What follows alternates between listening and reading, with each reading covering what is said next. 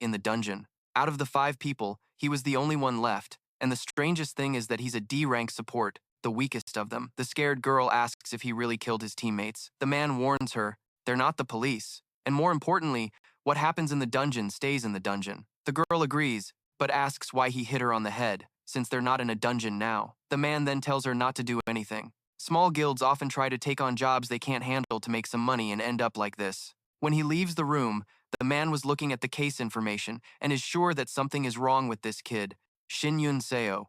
When they were questioning him, he was too calm. He has almost no dungeon experience and just saw that tragedy, but he was still calm. That's why he decides he needs to investigate him. Shin was running through the forest. This damn kid was late for his first mission with the guild. Kim Doan asks if it's acceptable for a rookie to be late. The girl, Kim Jimin, defends Shin, saying that Doan did the same thing when he was a rookie. On the way, Doan says he wasn't that late and the girl agrees, saying the leader is waiting inside. Still, the MC feels he needs to change. This is his first mission in a dungeon as a support. Inside the dungeon, the leader, Moon Do-yoon, asks if Shin knows what to do. The supports don't have combat skills, so they must hide. They also can't be too far away or they might become monster food. He just needs to create weapons for the leader when he gets the signal. The team's mage warned that he feels monster mana nearby. One of them might be the boss. Everyone is calm because it's a low-rank dungeon, but the leader is suspicious. It takes Shin 20 seconds to make a dagger, so he can start now. The crystal lizards emerge from the shadows and attack fiercely. This is exciting for the team. Finally, a real fight. The tank activates his skill and slams his shield into the ground with all his might to taunt the monsters. The girl moves forward and shatters some of the lizard's teeth. She also did this while doing a beautiful flip and landing perfectly. Unexpectedly, the monsters regenerate and charge at the party. The girl shouted that they heal faster than normal. The mage prepared his fire spell close enough to singe the tank's hair. Meanwhile, Shin was finally finishing the dagger for the team leader. The quality of the created weapon depends on the user's mana. Do-yoon received the dagger and activated his shadow skill. With it, he cut off the crystal dragon's head. The head fell heavily to the ground, and the dagger disintegrated in his hand. That was incredible. The party was happy with the battle. Shin was also impressed. The senpais are so strong. The teamwork was incredible. It was so good that he starts to compare himself. Maybe he's the most useless one here, and so he apologizes, but the leader scolds him. Do-yoon needs new weapons every time he fights, and they are very expensive. That's why Shin is essential for this group, the depressed protagonist. He feels it was really useful now. When the tank tells everyone to go collect the rewards, the ground begins to shake so intensely that it numbs their legs. The protagonist points in a direction and the wall crumbles. The mage lights up the place and says it's a secret passage. The leader seems to suspect this is no different from a double dungeon, but the tank is blinded by greed. They must go in, since there must be better treasures. The girl hears the word treasure and becomes equally interested. The mage doesn't feel any presence inside, but he doesn't feel comfortable with this. The leader then says they'll go in very quickly and come back. 10 minutes passed. Shin is running for his life. He can't believe those strong guys ended up like this. The tank wasn't that tough. The fighter and the mage were destroyed by that creature. The leader also lost the arm he uses to hold his dagger. Now he's the next to die. Fleeing for his life, he was hit by a powerful attack and couldn't get up. Desperate, he made a sword as fast as he could and decided to attack. It was useless. He's just a support. His strength is that of a cockroach. The golem's strike hit and shattered the ground. Shin fell into the cold water. So, this is what it feels like for a weak person to face a powerful enemy. His wet dreams of working in this guild were over. These guys were the first to value him. It was while he was lamenting this pathetic death that Shin felt something inside him, the memories of another life. A system window appeared asking if the player accepts the new reward. Almost out of breath, he presses the button. He was at his limit, but then he begins to make swords under his feet to climb up as if it were a ladder. And now, there was Shin face to face with the giant Ice Golem. This time, the protagonist's aura was as cold as the golem's. With a sharp gaze, he created several energy swords and attacked the golem. They managed to injure the creature. Shin then feels something strange, his memories flooding his mind, but he had no time to think. The golem was alive and counterattacked. This time he made a large energy shield and defended himself. He moved a bit away from the golem and then activated another skill, the spatial grid. Several swords appeared from all sides. When he closed his fist, they all stabbed the golem from every direction. The golem turned into pieces of ice. It was too much to process. He felt he could absorb the golem's energy. This was another skill he had just discovered, the memories that entered his mind. He doesn't understand how it's possible, but they are definitely his memories as a version of him from the future. In this future, The world had fallen, and it was rare to find survivors. The most powerful warriors of that time also died in the Great Battle. But Shin doesn't remember what happened to him, or why he has these memories. He awakened incredible abilities, and that was great, but how could he be happy in this situation? So many bodies for him to carry out of the dungeon. As he walked back home, after reporting everything that happened, Shin couldn't stop thinking that something was strange. A lingering uneasiness settled over him regarding the unconfirmed gate. This dungeon hadn't existed in the memories of his past life. To complicate things, when a guild member checked the gate bid form, it clearly had the official seal of the association. However, puzzlingly, the association still labeled it as unconfirmed. Someone had either impersonated the association to trick the Domo Guild, or perhaps the association itself was involved. Even more alarming, this wasn't an isolated incident. The investigator's words echoed in his mind, multiple cases involving unconfirmed gates and missing people. Shin noticed a chilling pattern among the guilds mentioned in the news. They all had powerful players, guild leaders, doyens, and even future prodigies destined to become heroes. It seemed like someone was trying to erase the existence of these heroes. The gravity of the situation hit Shin like a physical blow. He had to hide his abilities, at least for now. He was the sole survivor of a missing persons case, one that would almost certainly remain unsolved. Any suspicious move, any display of his true power, and he would be caught instantly. He had roughly 2 years until the first player selection. In that time, he needed to master every skill at his disposal and develop them further. His growth had to be explosive, but discreet. He couldn't afford to attract unwanted attention. He clicked on something interesting within his skill list. A year passed in a blur, now deep in a gloomy forest. A desperate party was fighting for their lives against ferocious monsters.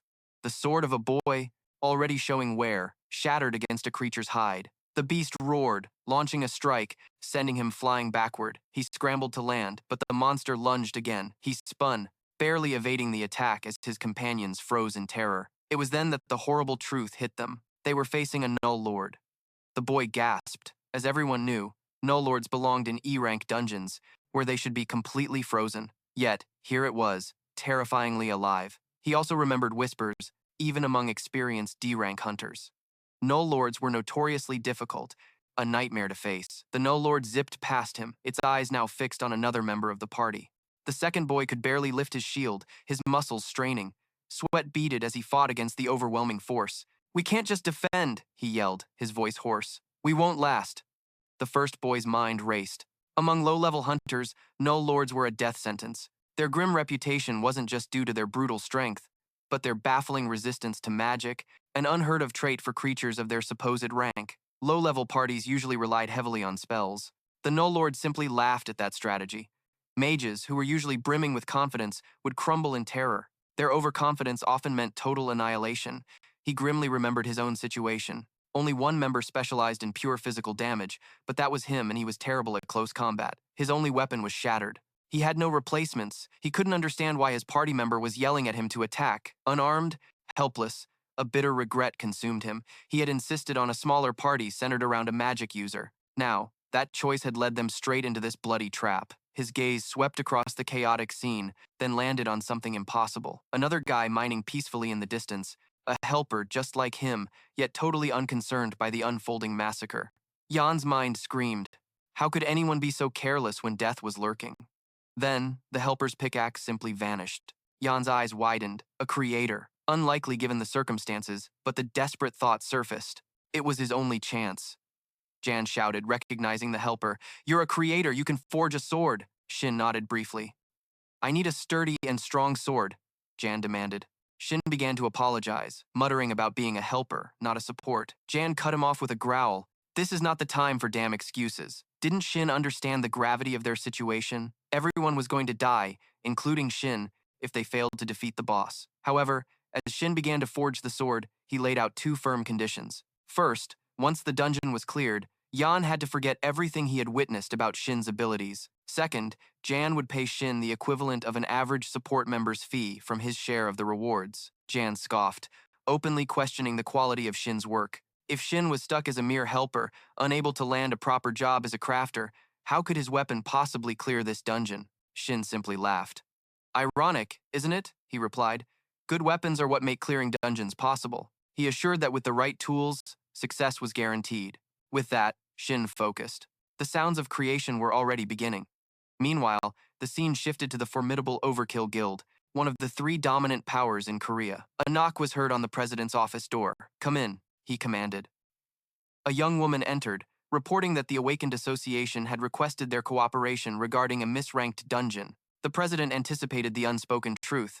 Despite the polite request, the association was desperate, ready to meet any demand Overkill made. The president noted that the other guilds probably had no choice but to comply. The girl added that only a handful of Awakeners possessed the unique skills needed to forcibly enter a closed gate. As the president watched a news report about a party of hunters who had entered a misranked dungeon, a face in the team photo caught his eye. Shin. He had seen him before. Weeks earlier, a misranked dungeon had appeared on their turf. The president, dispatched to the area, had briefly passed by the scene and distinctly remembered seeing Shin there. Now, the report listed Shin as a helper. Misranked dungeons were rare, and survivors of such events could be counted on one hand.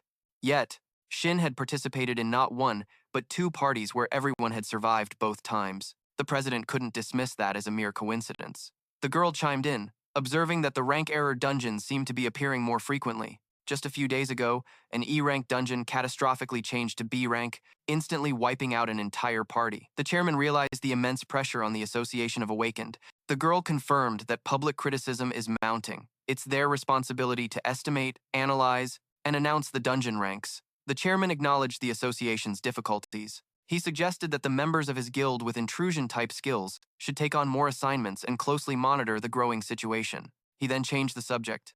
"Any luck finding an A-rank or higher weapon manufacturer?" She shook her head. "Not yet, sir, but I managed to get a B-rank weapon from a Japanese blacksmith. Do you want to test it out?" she offered. He waved her off. "Anything below A rank breaks the moment I unleash my skills." Standing up, he ordered her to keep searching. He was reaching his limit with wasted weapons.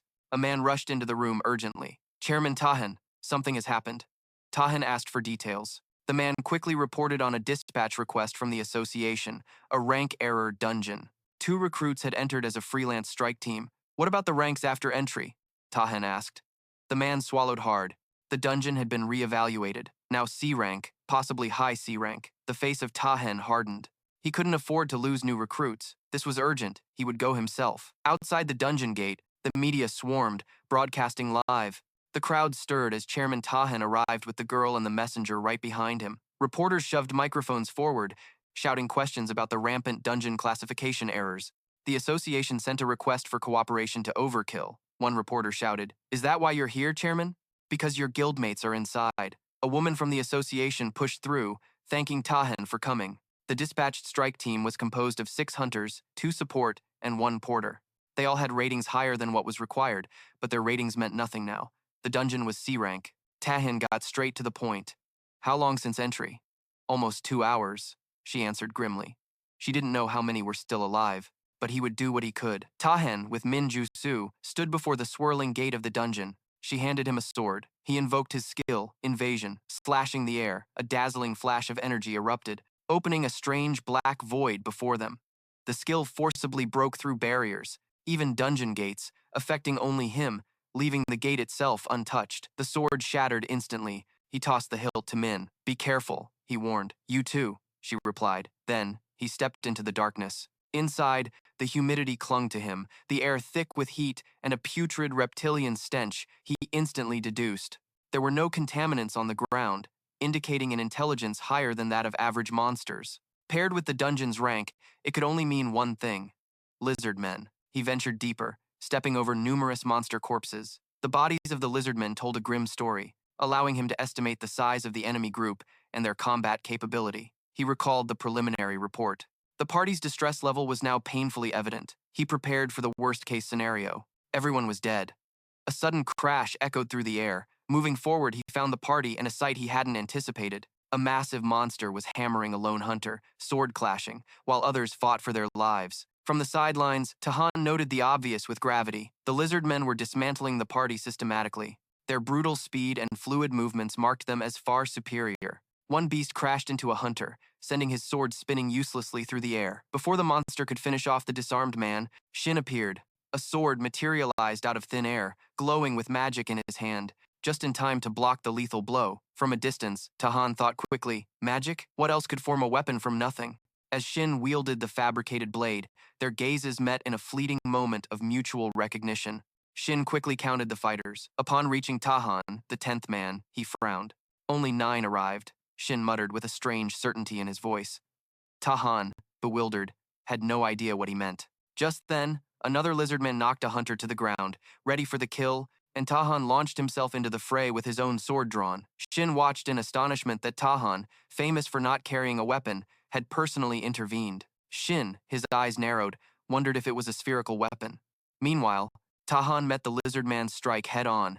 He then barked orders for the remaining hunters to fall back. With a blurring motion, his sword became a whirlwind of slashes, each impact flaring with raw energy that tore through the lizard men, felling them instantly.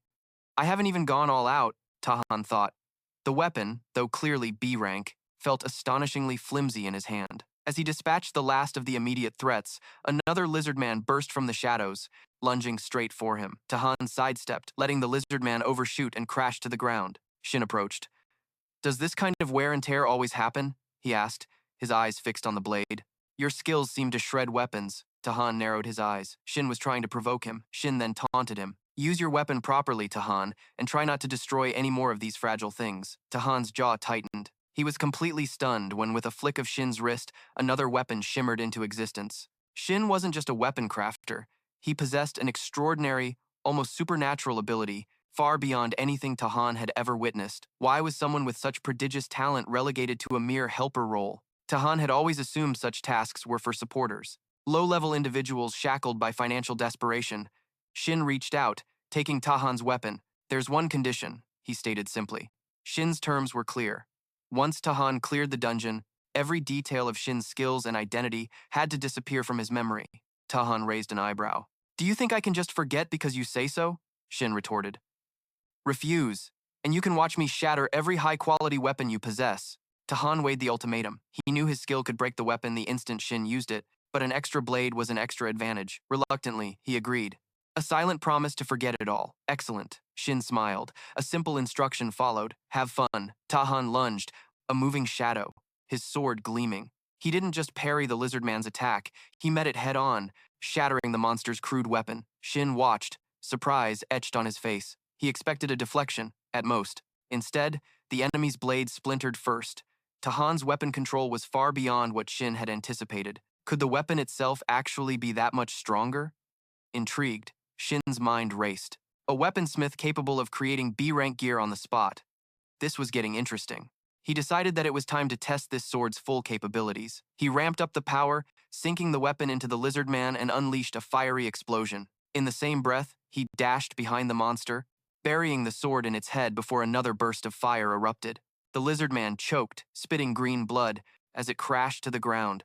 Tahan stood frozen, staring at the bloodied weapon Shin had just wielded. To his utter shock, not a single scratch marked its surface. Before he could ponder the impossible durability, a clamor of voices broke his concentration. The rookies from his guild came into view, shouting his name. Tahan, you saved us, they cried, rushing toward him. We're alive, safe, all thanks to you. Tahan's shoulders slumped in relief. No serious injuries. Good. They explained how their own weapons had failed, but Shin's intervention had kept them from being overrun. He turned to Shin. Your name? Shin's gaze flickered. Why would you want to know the name of a mere helper? Tahan held his gaze. We should at least know each other. I'm Tahan. Finally, Shin stepped forward. He added that he would leave the magic stones at the dungeon entrance. The others nodded in agreement, but Tahan interrupted.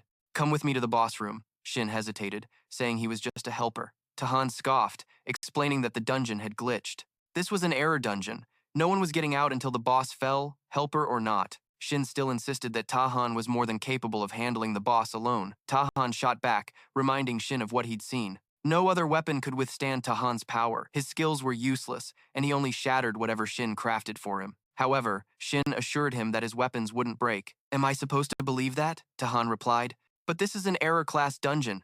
These aren't your average lizard men. If the boss is as strong as...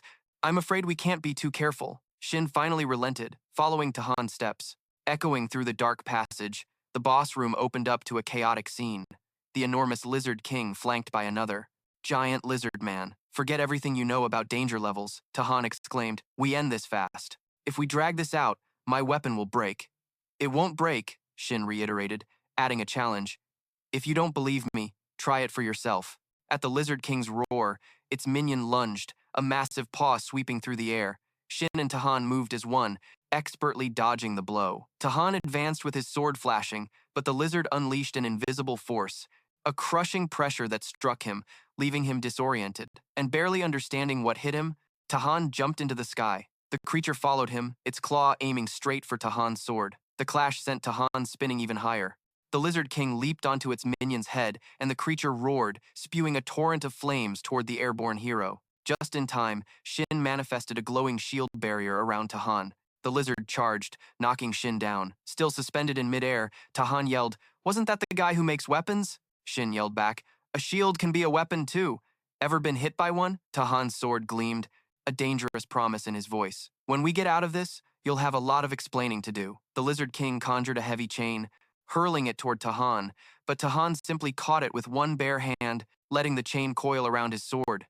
As the lizard strained, tightening the chain, Tahan was pulled closer. "Stop playing around!" Shin roared. "Fight for real!" In that instant, a second sword appeared in Tahan's free hand. "Didn't you tell me to test it?" Tahan joked, noticing the new sword. "Isn't this something you'd give a pet?" The chained weapon vanished as Tahan closed the distance. His second sword was a blur of swift slashes against the lizard. The Lizard King watched intently. Without hesitation, Tahan threw his sword, followed by a powerful kick that made the creature stagger. Tahan, a storm of fury, leaped into the air, his sword glowing with pure energy as he prepared to strike again. But the Lizard King's gaze had already shifted to Shin, an attack already launching. A transparent barrier shimmered into existence, protecting Shin. Growing visibly more enraged, Shin scoffed, "Do you really think those cobwebs can threaten me?" At his side, Tahan, equally enraged, tensed, ready for his next move. Moments later, the dungeon entrance that had been pulsing crimson finally settled into a calm blue. Outside, the crowd murmured excitedly, wondering if the impossible had happened, if the dungeon had truly been cleared. As the party emerged, reporters surrounded Tahan, bombarding him with a barrage of questions about the dungeon's depths, the boss monster, and whether everyone had made it out alive. M pushed through the crowd, a look of concern on their face. "Are you hurt?" Tahan brushed them aside. "I'm perfectly fine." The surrounding hunters erupted in praise. A girl stepped forward. "If it weren't for you," she sighed, "we'd all be dead." Meanwhile, Shin presented the team leader with a bag of magic stones. "My payment was up front," he stated. Simply, "I'm leaving." The team leader profusely thanked Shin for his hard work. Deliberately ignoring Tahan without another word, Shin vanished into the bustling crowd. The reporters then turned, their microphones now aimed at Tahan. They demanded to know how he had cleared the dungeon so quickly, suggesting that it must have been an easy run for him. Tahan shook his head slowly, a silent rebuttal. He opened his mouth to give Shin credit, only to realize the man was already gone. Then, a girl spoke up, in a clear voice. Everyone else was just blocking, working together. "But you, Tahan, handled most. Of the threats alone. How did you manage to do all that?" A boy chimed in, his voice still trembling. "All our weapons were destroyed. We had no idea how dangerous it really was. If it weren't for you, Tahan, we would have been wiped out a long time ago." Tahan, completely bewildered, looked back. "What are you talking about?" "The weapons," the boy clarified, "only lasted thanks to the person who was making them for the group. I'm sorry. I wanted to ask about the support who came, the helper, the weapon maker. I know he had a support role. But that person, did he really have any special skills?" The boy's emphasis on special highlighted his uncertainty about the helper's specific power. The girl simply shrugged. "I'm not sure about that." Tahan, still utterly baffled, turned to the others. "Didn't you all see the helper make the weapons?" A collective murmur of confusion rippled through the group. "He's talking about the pickaxe, right?" someone muttered. Tahan scoffed at the idea of a pickaxe. Yet, that same person had wielded one, then lost it along the way. Suddenly it clicked. They had mined all the mana stones. What was going on, and why? Did it seem like everyone had forgotten they'd received weapons from this very person? He recalled when Shin handed him a sword with the cold command to forget everything about his skills. "Rent payment," the words echoed. "That skill belonged exclusively to an A-rank creator or higher," a voice interrupted his thoughts. "Beside him," Min tensed. She had noticed it too. Tahan shoved a container into the man's hands. Then he turned, around, already looking for Shin. He was gone, already vanished. Unbeknownst to Tahan, Shin was nearby, hidden, in plain sight. Min and the man approached, their voices filled with concern. "What's wrong, Tin?" he yelled at Min. "Find someone for me now." Back in his guild office, the information came in quickly. A team of men reported Shin's location. Earlier today, Shin, accompanied by a 5-member team. A contingent of about 10 warriors in total had entered a D-rank dungeon near Sampo. Sampo isn't far, Tin conceded with a nod. The men moved out. Finally, one dared to voice the unspoken question, why so much interest in a D-rank creator like Shin? Mr. Tin paused, considering if that was really how it looked from the outside. On the surface, Shin was easily an outcast, D rank. His status and background confirmed it, but Tin knew better. The rent payment skill alone shattered that illusion. The sheer mastery of that skill was unlike anything Tin had ever witnessed. This wasn't just an ordinary skill, it was a power capable of generating immense wealth and incalculable fortune. However, Shin seemed to use it only as a veil, hiding his true identity. A weaponsmith of such caliber should easily surpass Tajin's rank. He was sure that the next time they met, everything would become clear. The doubt would disappear. Tajin would finally unleash his full power without worrying about his weapon breaking. Throughout his career, he had met countless blacksmiths, hailed as master craftsmen, but none of their creations had ever truly met his demands. He had put the swords of renowned masters to the ultimate test, and every single one had failed, shattering under his overwhelming strength. Worse yet, most creators were limited to traditional weapon forms, completely incapable of crafting what Tajin truly needed. Nonetheless, Shin's skills were a completely different beast. His weapons broke conventional limits, making the impossible seem trivial. With Shin, limitations simply didn't exist. Even the most impossible feats now seemed within reach. Tasks that Tin himself had failed, simply for not having the right equipment. He glanced at the dungeon clock. A D-rank clear that is usually an arduous 4-hour job for a party of 5. Now, he had only 1 hour left on the timer. He turned to Min, asking for his daily schedule. 7 in the evening, Guildmaster Kimu, she listed. Cancel it, Tin ordered. Already on the move, he had to leave early. Missing Shin was not an option. Meanwhile, deep in a dungeon, a boy in dented armor stared dumbfounded at a defeated boss. The tape used by his helper was undoubtedly Shin's handiwork. Mana capable of destroying a boss's weapon, Shin had to be at least B rank. When the main tank's weapon split in two, the boy had mentally prepared for failure, but then the mere helper unleashed a power he couldn't have imagined. He gaped at the sheer quality of Shin's craftsmanship, admitting he'd never witnessed anything like it. Deeply grateful, he thanked Shin, acknowledging they would have inevitably failed without his intervention. Recruit him, the boy urged. A girl nearby nodded emphatically. It's a crime that he's still just a helper, she muttered. The boy agreed. He's got a good eye, for sure. Meanwhile, Shin was miles away, lost in thought. He had spent more mana than planned. He hadn't anticipated a party would have so much trouble, especially in a normal dungeon. As he began to gather the magic stones, a familiar regret gnawed at him. If only he'd had a little more mana back then. He recalled the oppressive heat of the dungeon after the golem fell. A suffocating aura that disappeared once his mana reserves were depleted, never to return. The mana flowing through him now was barely D-level, yet a quiet tranquility settled over him. There were no major mistakes while crafting the weapons, and the memories of his past life kept surfacing, helping him in ways he could have never foreseen. The creator's main skill, create, was simple. Intuition defined it, and an item's quality increased directly with mana expenditure. However, one element critical remained hidden. Shin had yet to uncover the skill's full potential, but he did understand one undeniable truth. The deeper his understanding of an object, the better the final product. Even better, as the quality increased, mana efficiency improved as well.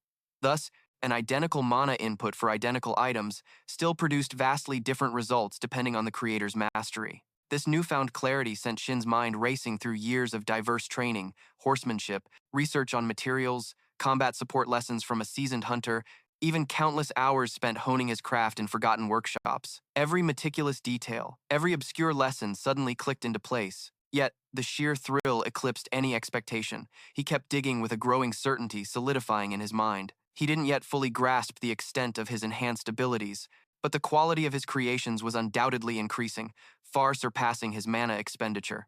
Still, glaring limitations persisted, both in his crafting and his clumsy use of premium skills. The two processes felt clumsy, a constant struggle to manage both effectively. And as he collected the raw magic stones, the harsh reality of the exorbitant cost of mana technology hit him again.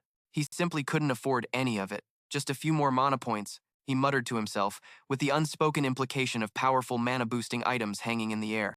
He made a mental note to stock up on potions. His salary as a helper was meager, barely enough to survive on. A D-rank creator like him was a burden, not full-time support, leaving him with very few options. Still, The promising results offered a glimmer of relief. He opened his status window. Only 20% was left for his mana absorption target. A few more dungeon clears simply wouldn't be enough. Each dungeon clear contributed barely over 1% to his mana total, an abysmal efficiency. No, the only way forward was a A-rank dungeon break, a dungeon rank for absorbing a huge influx of mana all at once. Unlike standard dungeons, these offered the immense mana absorption he craved. The catch, their unpredictable difficulty. His last run had proven just how brutal they could be, barely survivable, even with Tajin by his side. A C-rank boss at minimum was almost a certainty. He had to prepare. For an awakened one of D-rank like him, focusing solely on mana absorption rewards was the only path to growth. His team leader's appreciative acknowledgement of his efforts was a minor consolation, a reminder of the routine that continued. Shin exchanged his final pleasantries, happy with the bonds he had forged. Then, Tahan's voice cut through the farewell chatter, reaching him. "Do you remember me?" Shin's satisfaction evaporated. His impact on Tahan was clearly zero. "Would you believe me if I said no?" he replied quickly. Tahan simply offered a business card. Shin took it, getting straight to the point. "What do you want?" Tahan quickly explained. "It was something important. I'm just asking for a moment of your time." Shin's eyes widened as he saw the card. Overkill Guild, one of Korea's undisputed top 3. He wasn't yet in a position to get involved with such a prestigious guild. He needed an exit strategy. Fast. "No time," Shin declared, already turning. "I have a dinner appointment." But a firm hand on his shoulder stopped him. "You won't regret the conversation," Tahan promised. His grip was unshakable. "It'll be quick. I'll even pay." "It's easy for a guild master with all the time in the world," Shin retorted. "Not so much for a D-rank supporter." Tahan simply shrugged, conceding the point. Shin was still irritated, but his curiosity was piqued. How much had that rental fee really hurt Tahan? Reluctantly, Shin gave in. After a brief chat, the trio settled into a quiet corner of a traditional house-turned-restaurant. Then Shin began, "What could the guild master of Overkill want with a D-rank support like me, who's just killing time?" Tahan didn't beat around the bush. "My class, as you observed, is Berserker. That grants overwhelming attack power, yes, but it has a critical drawback. Very few weapons can handle the immense strength of a Berserker Emperor. Finding a weapons supplier who could meet his needs was paramount, and he had scoured the world in search of one. Countless trips both at home and abroad. From the best blacksmiths to the most renowned weapon makers in the field. He had explored every lead, leaving no stone unturned. Any hint of potential, and he would commission it without hesitation, regardless of the time or astronomical cost. Every weapon that he had used until then had broken under his full power. All of them, except for one sword created by Shin.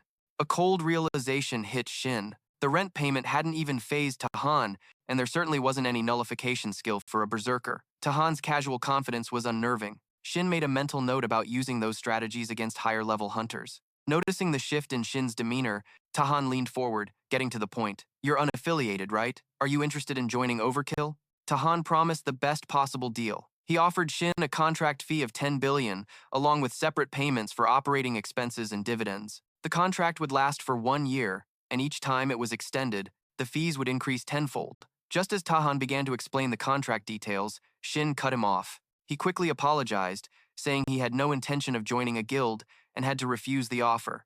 With that, Tahan had nothing more to say. Shin stood up, thanked him for the meal, and turned to leave. Tahan once again called out, but Shin kept walking without hesitation. Min, who had been a silent observer, finally spoke. "Why such an offer, Tahan?" The terms were absurdly generous, with no obvious cause. Tahan replied, "If you were Shin, you wouldn't question it. This weapon Shin forged hasn't even reached its peak, but it's the first that I felt could withstand everything I threw at it. It's not just a feeling. Think about the staggering number of high-level weapons I've destroyed in the last year alone." Min realized the magnitude of the situation. The expenses on the Guildmaster's weapons were astronomical, not only because of their initial cost, but because of the constant replacement of equipment that simply couldn't handle his power. Below a certain rank, his true abilities couldn't even be unleashed. "If that's the case," Min replied, "then your contract fee is a drop in the ocean. The real problem has always been that no one, not even the best blacksmiths, could craft a weapon capable of withstanding that kind of power." Tahan's gaze was sharp. "Precisely. Oh, Shin has that ability.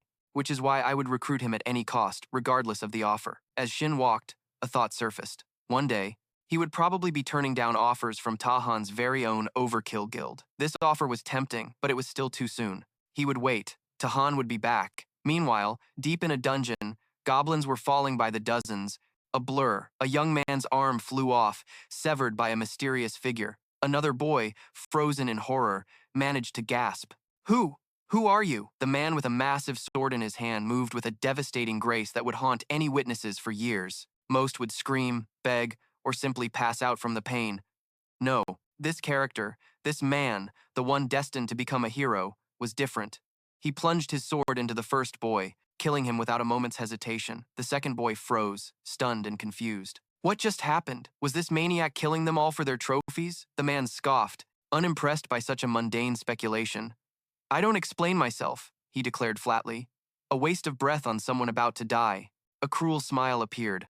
Unless, of course, you manage to defeat me, then I'll tell you everything, so hurry up and try. The boy's blood ran cold. This was no easy opponent. To stand still meant certain death. He'd rather lose an arm, a leg, whatever, than just go down. With a desperate cry, he charged. The man intercepted his attack with a massive sword, blocking effortlessly. Then, he counterattacked with brutal force. The boy's weapon was knocked from his hands, flying uselessly through the air.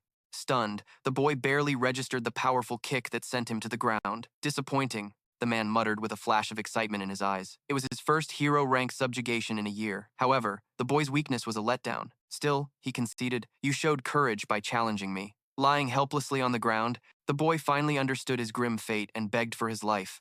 Coldly, the man promised to see him off cleanly. One swift cut, and the boy was dead. As the lifeless body slumped over, the man walked past with a flash of disappointment in his eyes. It hadn't even been a decent warm-up. The kid's final expression was one of injustice, but it didn't matter. The official report would say they had fought bravely against the boss, dying heroic deaths. He casually pushed the body aside, a common end in a low-rank dungeon. Then he checked his growing collection of photos, trophies of the deceased. This was what he lived for. Only one thing felt strange: the heels. The energy they gave off unsettled me, he mumbled, speaking to her. Hide them for now, at least make them less obvious. The priestess arrived, a hurried apology on her lips. She explained that she had come running, drawn by the undeniable presence of precious ingredients nearby. He raised an eyebrow, wondering what could be so valuable. He scoffed, dismissing the thought. Idiots, all of them. He had already warned him not to listen to the priestess, to just wait a little longer. She turned to him, curiosity in her voice. Were you implying that they should go against the executive's wishes? He laughed again. That sensitive bastard, he corrected. I'm simply suggesting we clean up this situation first, she offered. I'll take care of it. It's my specialty. He reminded her sharply. Don't forget our agreement. You promised me an S-rank hunter. That's the only reason I'm here. He leaned forward. I haven't even unleashed my full power yet. I want a chance to go all out without holding back. She nodded. Don't worry, I'll be in touch. Without another word, she savagely sliced open the belly of the corpse, her gaze fixed on the cavity, anticipating what would emerge next. Suddenly, a monster, grotesque monster, crawled out of the corpse. Its eyes gleamed with wild excitement. The child, she whispered. A chilling confirmation that the Exacer's prophecy was true. The scene flickered, shifting to a swirling portal where a squad of hunters had gathered. Shin moved through them, heading straight for a figure whose face was covered by a mask, a weapon case in hand. Shin stopped short, with visible surprise on his face. It was Taejin! Taejin, equally surprised, voiced the unspoken question. What are you doing here? Shin shot back. Why did you come? Taejin smiled. You recognized me, didn't you? Good eye, Shin. Shin didn't beat around the bush. I only know one person who carries a case like that, so why are you here? Taejin's answer was simple. To attack the gate. Shin's eyebrows raised. A D-rank gate? You're here for that? Taejin shrugged. The guild member assigned to it suddenly got sick. I'm just filling in. Before Shin could press him further, a voice rang out. Everyone inside. Taejin looked at Shin. Let's go. As they moved, Shin's mind was racing. He knew Taejin would show up eventually, but not this fast. His plans would need a serious revision. Once inside, Tenon turned to Shin, his voice low. So, why did you turn down the guild's offer? Shin replied curtly. I already rejected it. End of discussion. Nearby, a guy nudged a girl. Did you hear about the C-rank gate auction in Chuncheon this morning? She confirmed. The Han Moon Guild just snatched it up, the guy added. Yeah, she agreed. My friend was there. She said the bids went so high that no one else dared to compete. Shin, overhearing this, wondered. A C-rank gate for the Han Moon Guild. Had they found something truly special inside? Taejin chimed in. Are you interested in buying gates yourself, Shin? Join our guild and the B-rank gates, even higher ones. Become a piece of cake. The guild's name carries some serious weight, you know? Shin brushed off Taegin's offer. For most awakened, a guild's name was everything. It commanded public admiration, lucrative contracts, and unparalleled rewards. More than that, it opened doors. Their rights acquired within a guild meant endless privileges for special high-level gates. Members secured entry tickets, and influence wasn't just about raw talent. Connections political often sealed the deal. Naturally, this system ensured that the rarest treasures, those hidden behind the most coveted gates, always went straight into the hands of the biggest guilds. Tegan leaned in. Every awakened has a goal, Shin. Whatever yours is, Overkill's backing makes it easy to achieve. Why the hell would you turn that down? Shin's reply was icy. It's none of your business. He had his reasons, however vague they seemed. And since no one had ever turned down an offer from the Overkill Guild, he made it clear that he wouldn't join any guild no matter what. Tajin mused aloud. It's trauma from the annihilation of the Dan Guild. Shin, I read the report. He paused. Or there's another reason entirely. Whatever it was, Tajin wasn't going to give up so easily. As they ventured deeper, a guy shivered visibly, his eyes wide at the sight of cobwebs clinging to the ceiling. They pushed on. Moments later, the man spoke in a grim voice. We're about to enter monster territory. Noticing the group's inexperience, he quickly began to explain what lay ahead. He started by confirming everyone had seen the reconnaissance report. Their targets, Legion spiders. Individually, they were weak, barely a threat, but these weren't solo acts. They swarmed, with the report estimating around 50. Not an overwhelming number, he stressed, but their fangs contained paralyzing venom. Don't get bit, Tegan cut in. A clear warning. Monsters incoming. Stay close.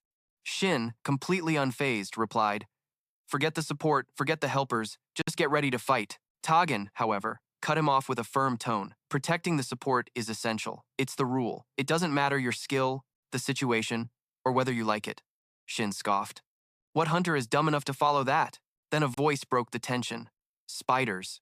A guy with a sword was visibly trembling, but he forced a shaky breath. Just stick to the training. We can take them. The instant a spider lunged, the guy moved.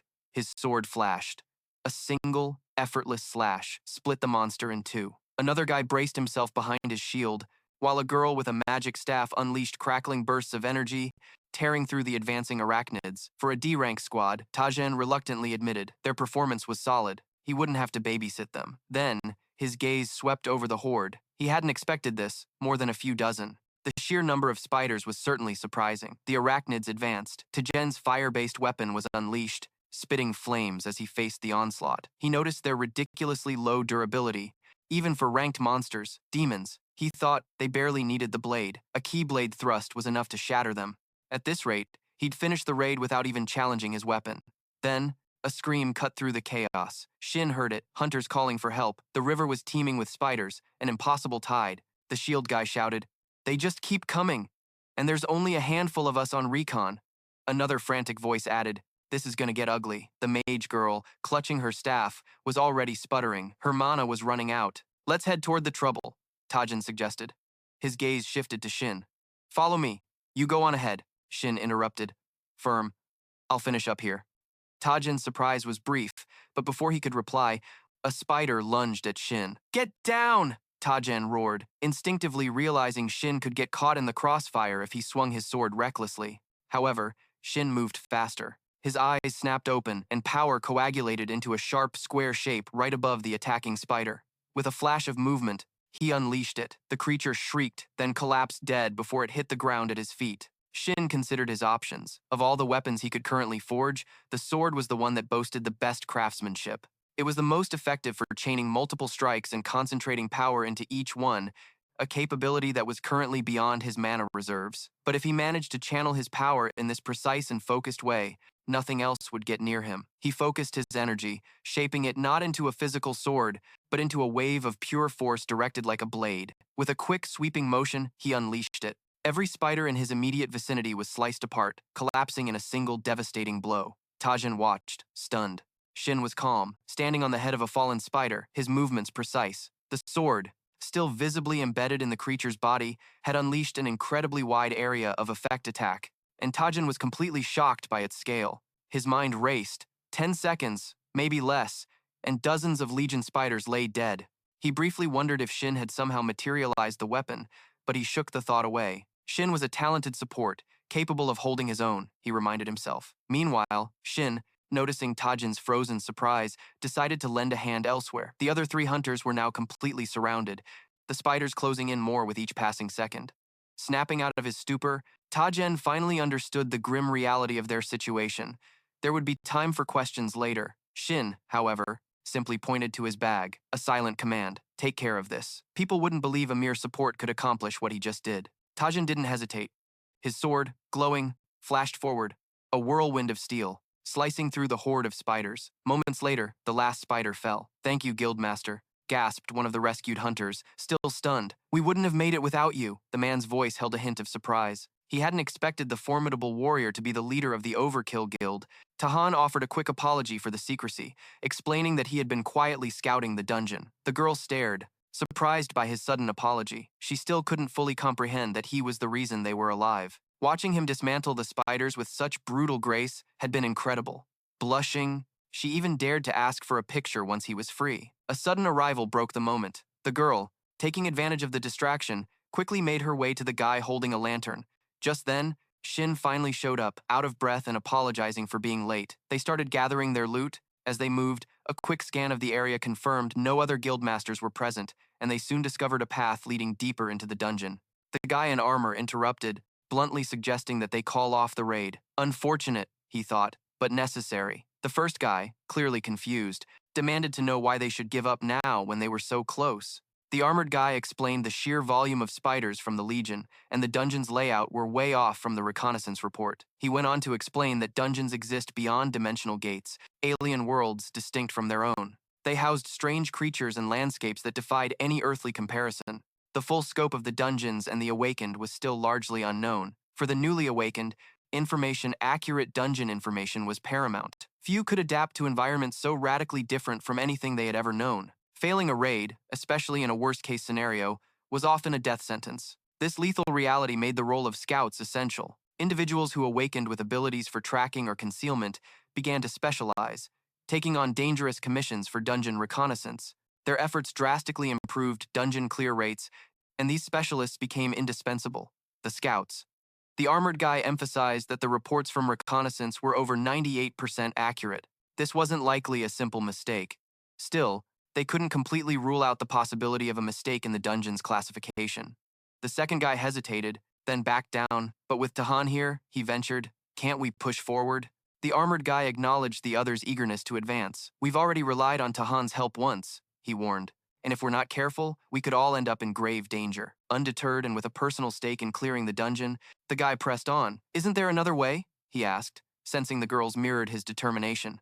The armored guy countered, "Are your reasons really more important than their lives? Once we're in that boss room, there will be no turning back. I don't want any of us to face that. Let's get out and report to the association." However, Tajhan spoke in a firm voice. "I'm fine to continue. I'm part of this team, even if my main objective is research. If the progress of the raid leads to a conclusion, why stop? And if I want to investigate further, the boss room is exactly where I need to be." The guy with armor bowed brazenly to Tahan, thanking him immediately. He started rambling about leadership, but Tahan cut him off with a dismissive gesture. "Don't worry about me. Just lead as you have from the start." "All right, let's go," the guy agreed, gesturing for everyone to follow. The five of them continued on, soon stopping before a massive door. The leader, sensing the boss room, called for one last meeting. He explained their objective, the Legion Queen Leader, a B+ level threat. Her combat ability was low, which made her an easy boss, mainly focused on breeding Legion spiders. But that's just the original intel, he warned, his gaze fixed on the door. "We have no idea what's waiting for us behind this door. Let's go in." As the girl conjured a guiding light, Tahan's senses didn't detect anything unusual. Still, the leader urged caution. This was the boss room, after all. Moments later, they saw her, the Spider Queen, surrounded by a few smaller kin and the spider-clad guy from the briefing. A sigh of relief escaped from the girl. The boss looked exactly as expected. She wasted no time, launching a magic beam that struck the queen spider, slamming it to the ground. The leader stared, wondering if their target was already dead. A swift and unprecedented victory. However, a shift in the air, a sense of unease, made him quickly order a retreat. A disturbing, guttural scream pierced the air, and suddenly, a monstrous form materialized. Irakan. Its spider-like body supported a grotesque, human-like torso. Tahan immediately got into position, recognizing the B-rank threat. He knew his usual swordplay wouldn't even scratch this creature, so his first strike had to be everything. A decisive blow maximized for damage. In mid-strike, Just as he aimed for a fatal blow, a sickening crack was heard. His weapon shattered into a dozen pieces. Tahan, still in the air, watched his ruined sword explode. The final blow, now impossible. The Arakan lunged, but, just as its attack descended, Shin materialized a crude, temporary weapon in Tahan's hand. "Buy time!" he shouted. "I'll forge a proper one." Shin poured mana into the temporary weapon, but it felt empty. He had truly run out. He had pushed his current mana reserves to the limit thanks to his daily potion. One bottle, and only one, to avoid addiction. He had just taken it, feeling the familiar surge of energy. However, it wasn't enough. Not nearly enough to forge a proper weapon. Not now. As he feverishly began the real forging, Shin's mind was racing. Irakan wasn't the C-rank Monarch spider boss they had anticipated. This was a mistake. This was a high-level B rank. They were incredibly lucky that Tahan was with them. Here, without him, their current party would have been wiped out. The moment the danger level rose to B, the whole fight changed, turning into a brutal uphill battle. Irakan faced off against Tahan, a whirlwind of movement surrounded by explosive flashes. Shin estimated that his combat power was equivalent to that of 5 rank hunters. This was not a fight Tahan could win. He just turned to the others. "Get ready," Shin barked. "Its killing intent has changed.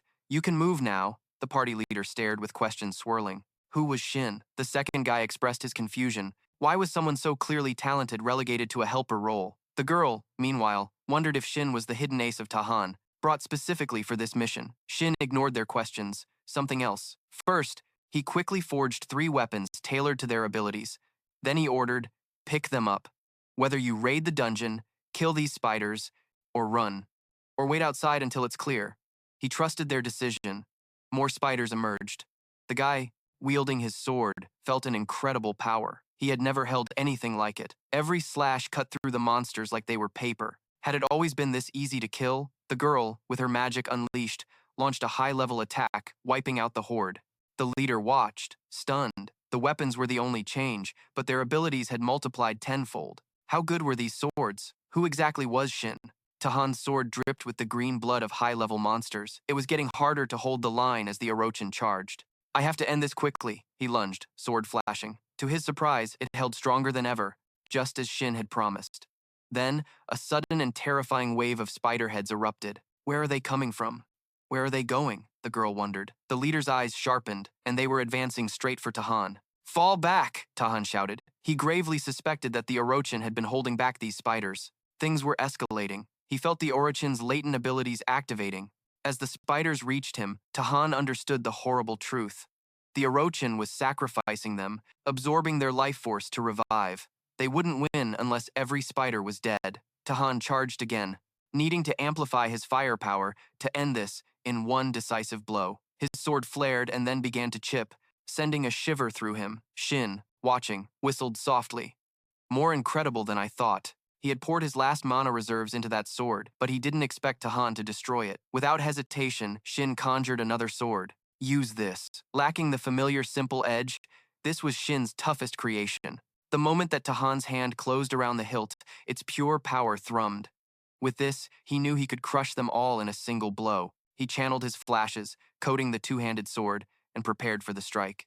Although he wasn't familiar with its weight and balance, the weapon felt like the only option for the situation. He raised the sword, unleashing an explosive slash that tore through the Orochan, a devastating blow. Shin understood instantly. This explosion was an innate berserker ability. Ten had probably just properly tapped into it for the first time. Such power usually demanded a high price, consuming the user's rationality in exchange for overwhelming strength. Tajin watched as the Orochan split in two. A cold thought flickered. What a nightmare if the sword had broken. He had barely stayed in control. If he hadn't fully unleashed the power, his mind might have been completely consumed. This was the second time he had come close to losing control since his awakening. A stark reminder of the terrifying limit of his own abilities, even as he managed to handle them.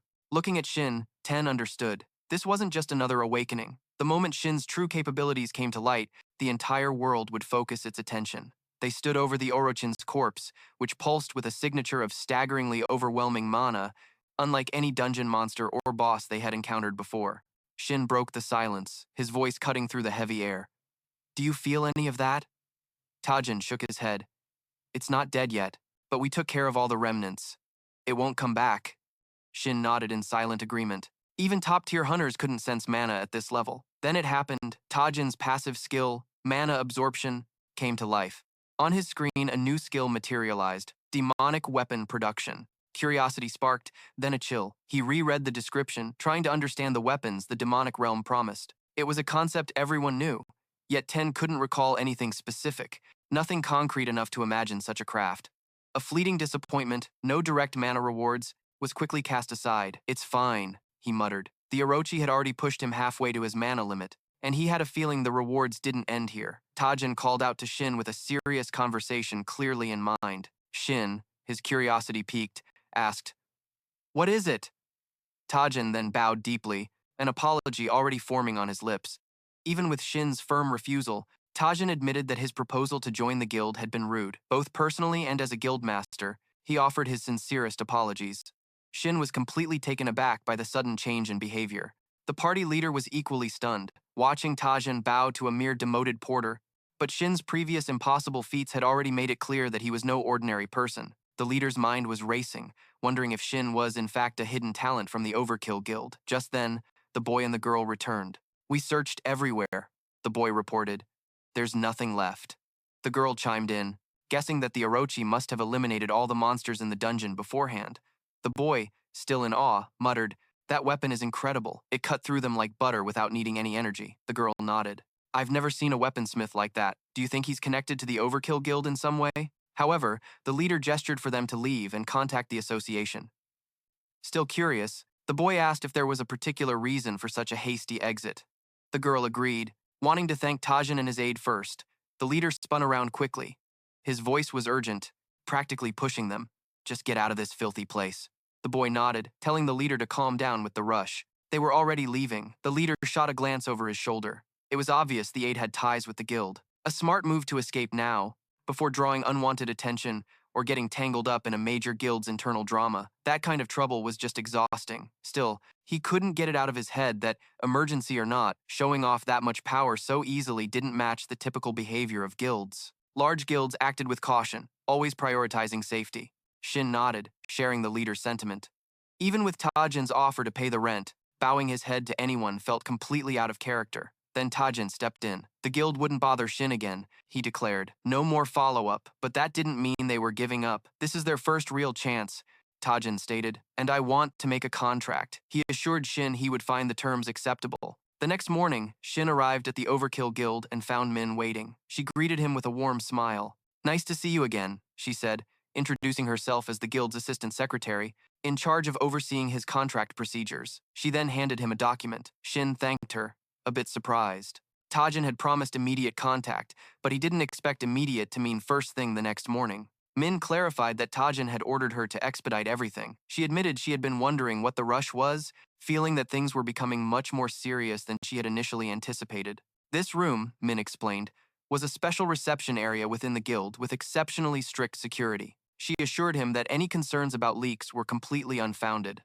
She passed him a paper, the full contract with the conditions Tajin had outlined in the dungeon. Although amendments would take time, she noted, the content wasn't set in stone. Shin should feel comfortable voicing any thoughts or desired changes. Shin reviewed the document. It was precisely as Tajin had described it in the dungeon. However, seeing it formally laid out like this made it feel undeniably real. He put down the paper. "No problem," he told her. "Let's move forward." Shin recalled the words of Tajin in the dungeon. Unofficial support. Suddenly, the pieces fell into place. Tajin's fierce reluctance to join a guild wasn't just a whim. He needed to hide his true identity.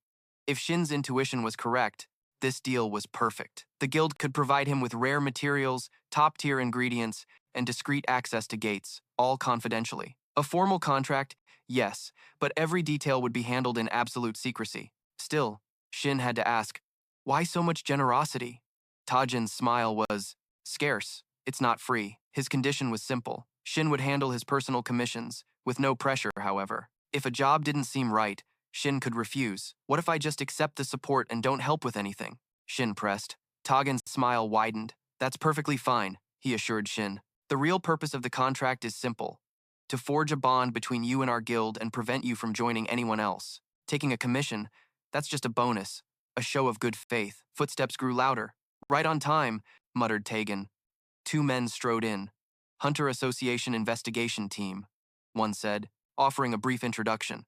His partner simply looked at Tegan and asked, "Are you okay?" The first man cut in. We need to go. I'll take your statement outside before we leave. Tagan turned to Shin with an expectant look. I'm hoping for a positive answer, he said, then softened. But if this burdens you, don't accept it. Your skills, Shin, are worth far more than anything in this contract. Shin paused, the original plan running through his mind. Impress Tagan, secure a relationship with the guild without a full commitment. However, this offer was too good to pass up. He made his choice. When does the support start? He asked. Min smiled, pulling out a small box. Right away, she declared. Anything else you need, just say the word. She held out the box, a gift from Tagan to celebrate the signing. I heard he found something quite useful in Harakin's room. Shin opened the box just enough to peek inside, then snapped it shut. Thanks, he said, putting it carefully into his bag. He handed Min a folded list of requested materials. Where do I pick these up? This many? Min raised an eyebrow. You'll have these materials in about a week, though I might be crossing a line here. Honestly, I don't think they'll be of much use to you. Shin simply nodded. He didn't plan on using them anyway. He stood up, already heading for the door.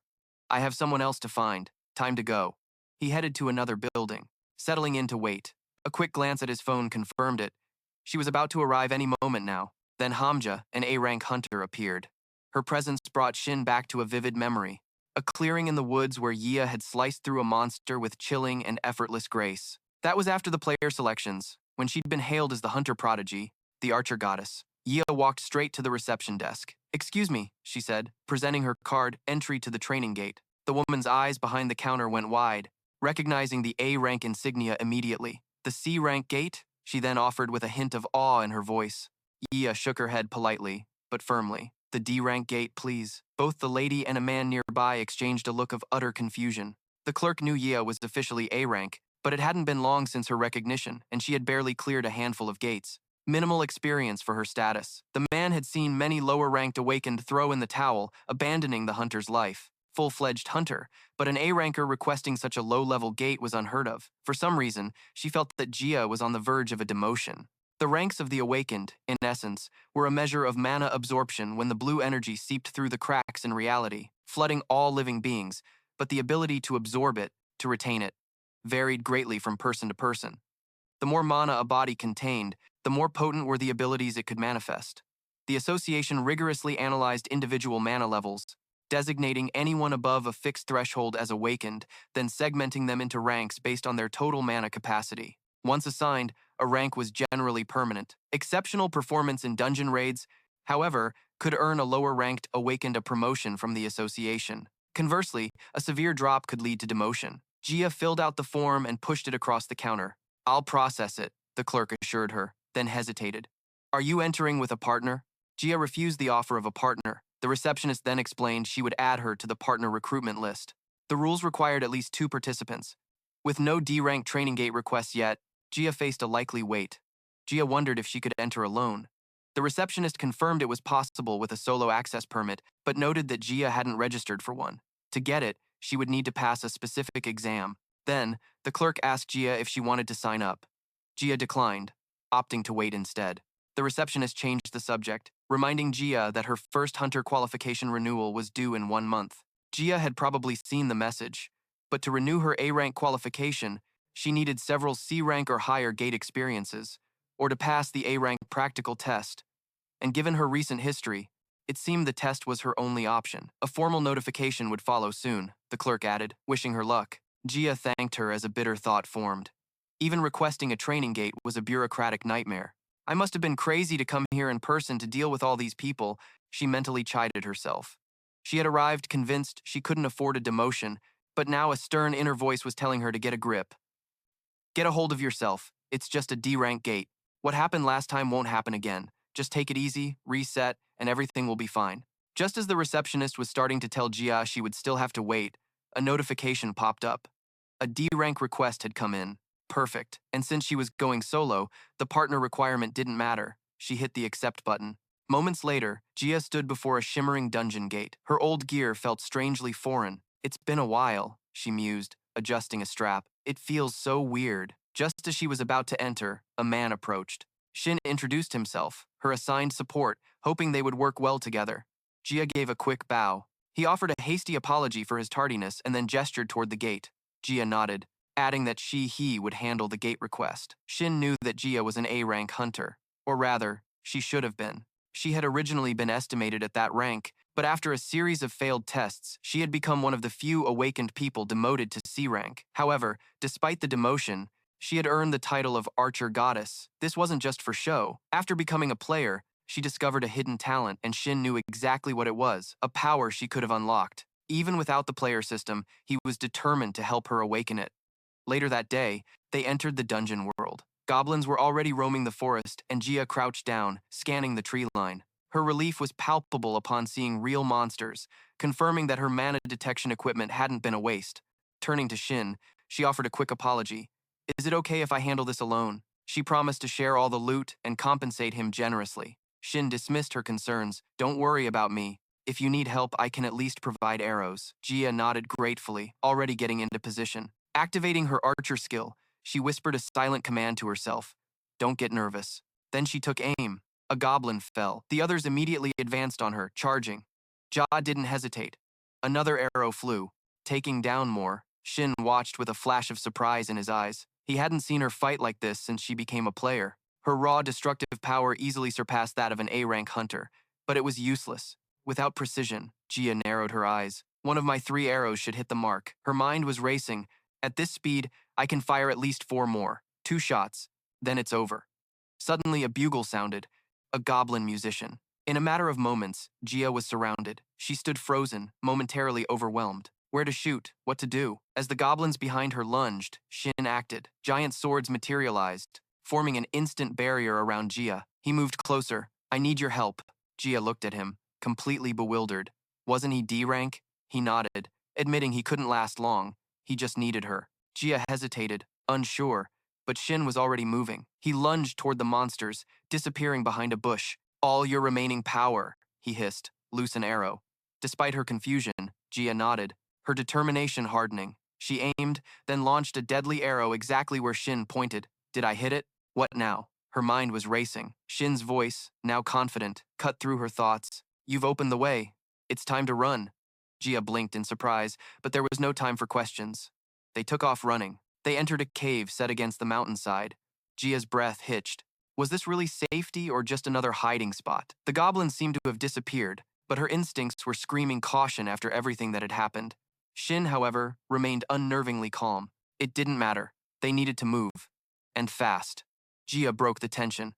"That's it for today. I'll get you your compensation." Shin shook his head. "Not yet." He explained that the goblins were on high alert. Surely they would sweep the area. It was too dangerous to leave. Worse yet, they might have lost the rescue player they were provided during the run. Their only option was to wait. Gia's surprise was evident. "When can we leave?" The Shin's gaze was distant. "Noon at the earliest. It might be longer depending on how things develop."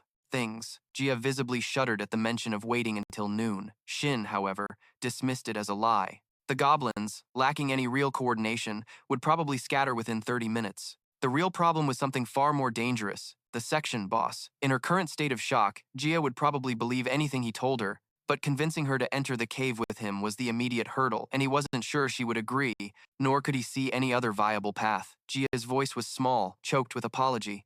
"It's all my fault," she murmured, remorse etched on her face. She regretted not facing the goblins properly, for insisting on venturing out alone in the first place, and for the new wave of trouble she felt she was about to cause. Trapped in a D-rank dungeon, a place she now believed someone with her limited experience should never have even dared to enter, the situation felt completely surreal. Seeing her spiral, Shin snapped, his voice cutting through her self-pity. "If you're that sorry, then just grant me one wish." Gia blinked in confusion. "What do you mean?" Shin gestured to the cave. "We have plenty of time. Let's talk inside." Once inside, the chilly air did little to calm Gia's racing thoughts. She might be an A-rank hunter, but her dungeon experience was minimal. She struggled to grasp Shin's half-baked explanations, wondering if he truly needed her. Then, one word cut through. Elite monster. The pieces clicked into place. Shin nodded. "You said this was your first training gate. It makes sense that you wouldn't know." He explained that the dungeon's structure wasn't common knowledge. Beyond the main boss, there was often a secondary threat, an elite monster, one rank below the boss itself. This cave was its lair. He tried to form a party, been repeatedly rejected, and couldn't face it alone. Gia, on the other hand, had been the only one to accept him as a supporter in her party. Watching her reaction, Shin wondered if he'd overstepped, if his request sounded too unreasonable. If you're sure, Gia replied, her determination firming up. It seemed like the right thing to do. Shin had pulled her from mortal danger, and she understood the annoyance of being unable to find a party. Repayment was long overdue. Just as Gia's thoughts focused on helping Shin, the mana detection machine shrieked. A sudden, urgent beep. The monster elite was here! Get back! Gia yelled, shoving Shin behind her. Even if it was a rank D dungeon monster, it was still an elite. One clean hit, she thought, and it would be over. She loosed an arrow, a quick, precise strike aimed at the elite, but with a stunning blur of motion, the monster blocked it with its own weapon. Gia gasped, utterly shocked. How did he do that? Her assessment had been completely wrong. This wasn't just any elite. She would need her full strength. The monster lunged, but Gia froze. Shin pulled her back, causing them both to fall. Just as the creature's attack whizzed past, the near miss snapped Gia out of her trance, a cold dread taking hold of her. The past rushed into her mind, a memory of scathing criticism. A girl, with her face twisted in fury, had accused Gia of nearly killing her. Her aim was so bad she couldn't even shoot arrows properly. You owe me, she had screamed, cutting off Gia's attempts to apologize. Useless excuses. Just because you're an A rank doesn't mean the world owes you anything. Just you wait, she growled. I'll show you exactly who you're messing with. Later, kicked out and desperate for a new party, Gia faced endless rejection. Rejection. Her A rank meant nothing. The whispers followed her everywhere, branding her as a failed A rank hunter. One voice sneered. She nearly wiped out her own party in a dungeon. Another added, I heard she can't even defeat a weak monster. D rank parties won't touch her. What happened to her talent? Was this to be her fate forever? The cruel questions echoed. Gia blocked. The avalanche of voices, the sheer weight of their accusations pressing down on her. Quit, she thought the word, a dull ache. Maybe she should just give up. Now, even Shin was being dragged into her mess. However, the elite monster wasn't attacking. It simply deflected her blows with its sword, as if to say, fighting really isn't my thing.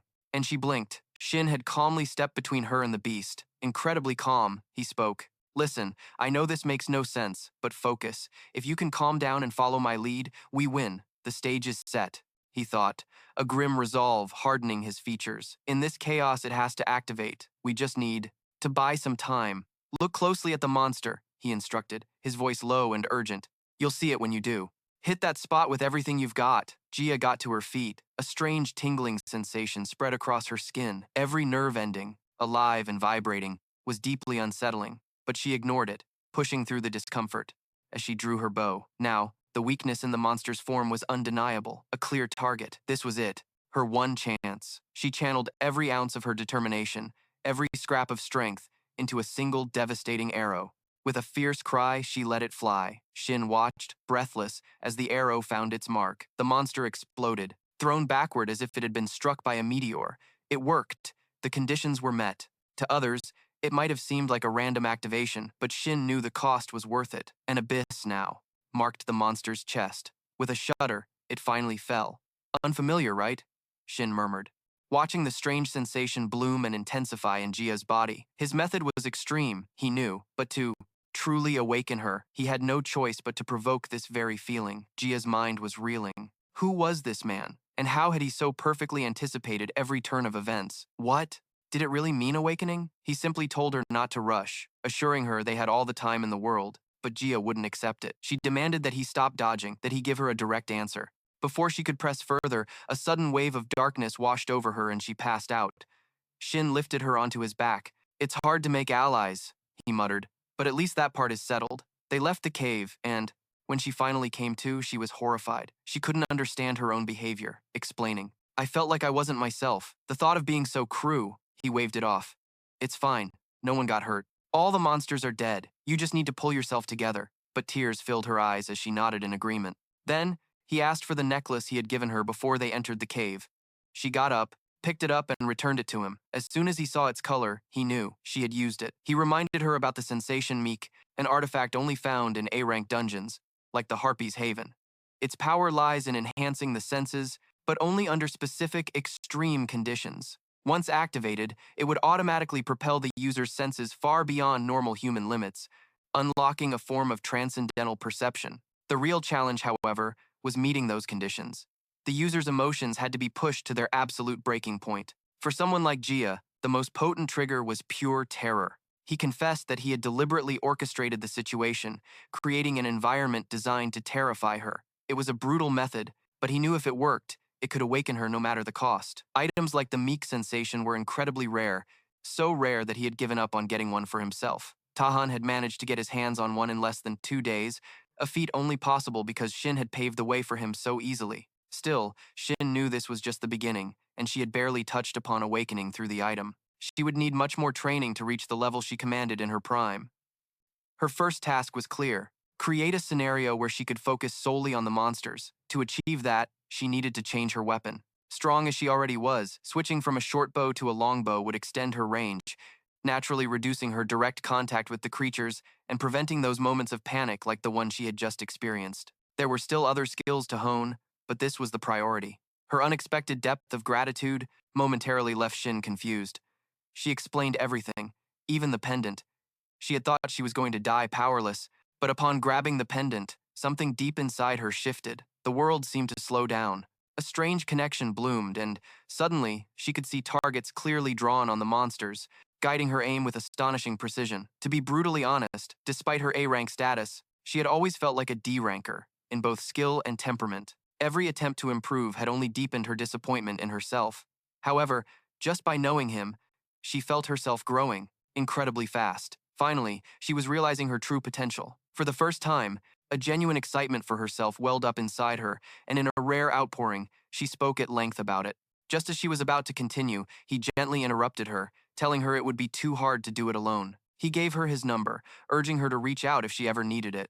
She smiled, happily accepting it, promising to share hers in return. But before she could, an urgent message from Tan vibrated his communicator, prompting him to decide they would connect properly once they were both out of the field. The scene shifted to the Hunter Association headquarters, where Tan was already on a call with Shin. A quick thank you. Then, Tan promised to reconnect after his meeting. He agreed to help Shin if he could, adding that the item Shin had provided last time had been incredibly useful. Shin, already out of the training zone and saying goodbye to Jia, expressed his relief that the item had been of help and reiterated his thanks for Tan's promised support. As Tan waited, Min entered the room.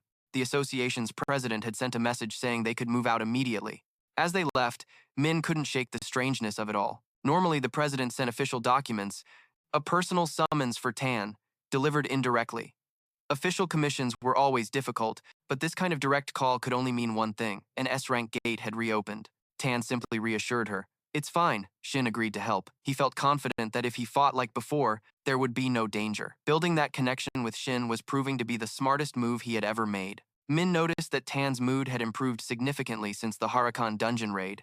It had to be related to that enigmatic creator. He had been different ever since, and the unlimited support he'd vaguely mentioned still intrigued her. Even more shocking were the incredibly generous conditions from the guildmasters. Tan, despite no longer being in the Berserker class, a class notorious for its emotional instability, was now more calculating and serene than anyone Min knew, making her wonder if Shin was far more capable than she had initially dismissed.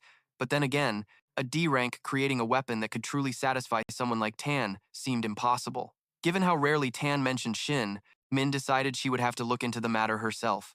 They arrived before a meeting room. A man greeted Tan, asking if he had come alone.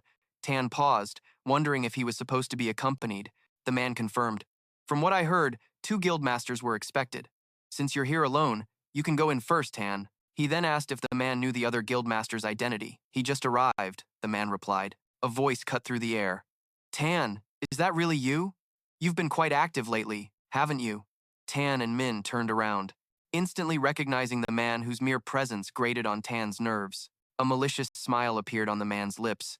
I never thought I'd see you here of all places. It was Kim Mi-hyuk, the other guildmaster. He wasted no time sizing up Tenirata dismissively. So this is the famous Guildmaster Tan. Huh, color me impressed. Tan's jaw tensed. Kim Mi-hyuk was, without a doubt, the most exasperating man he knew. Kim moved closer, his words laced with false praise. Your guild overkill has its moments, but let's be clear. The problem isn't the guild itself, but the man who leads it. I don't have time for your ridiculous provocations, Kim, Tan replied, his tone flat. Kim simply shrugged. Too busy, I suppose, with all your little excursions picking out low-ranked dungeons, chasing fame from rookie hunters and forgotten gates. Min's fists clenched, his face flushing with barely contained rage at Kim's insults. Ignoring his fury, Kim continued, We attack. Our goal has always been to clear, not to rescue. Those rank error dungeons were pure coincidence. We went in on our own. Before Min could retort, Tan placed a restraining hand on his arm. Open the door. He ordered the assistant, his gaze firm. We're here to see the president. The assistant nodded, opening the door and announcing, President, the two guild masters have arrived. From within, the voice of President Han Shalman rumbled. I heard them. Tan and Kim entered the meeting room. As troublesome as ever, those two.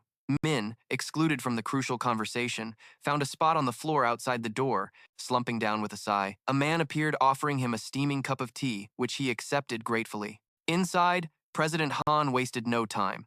Heen issued an urgent request for you both 3 days ago. He began with a serious expression. A strange head appeared and disappeared in the suburbs. They need you? A rank error dungeon. Tan wondered aloud. Shalman shook his head. There isn't enough confirmation. We can't even measure the gate's mana. Kim visibly flinched at the news. Tan found it bewildering, a gate that defied normal measurement, an anomaly like nothing they had ever encountered.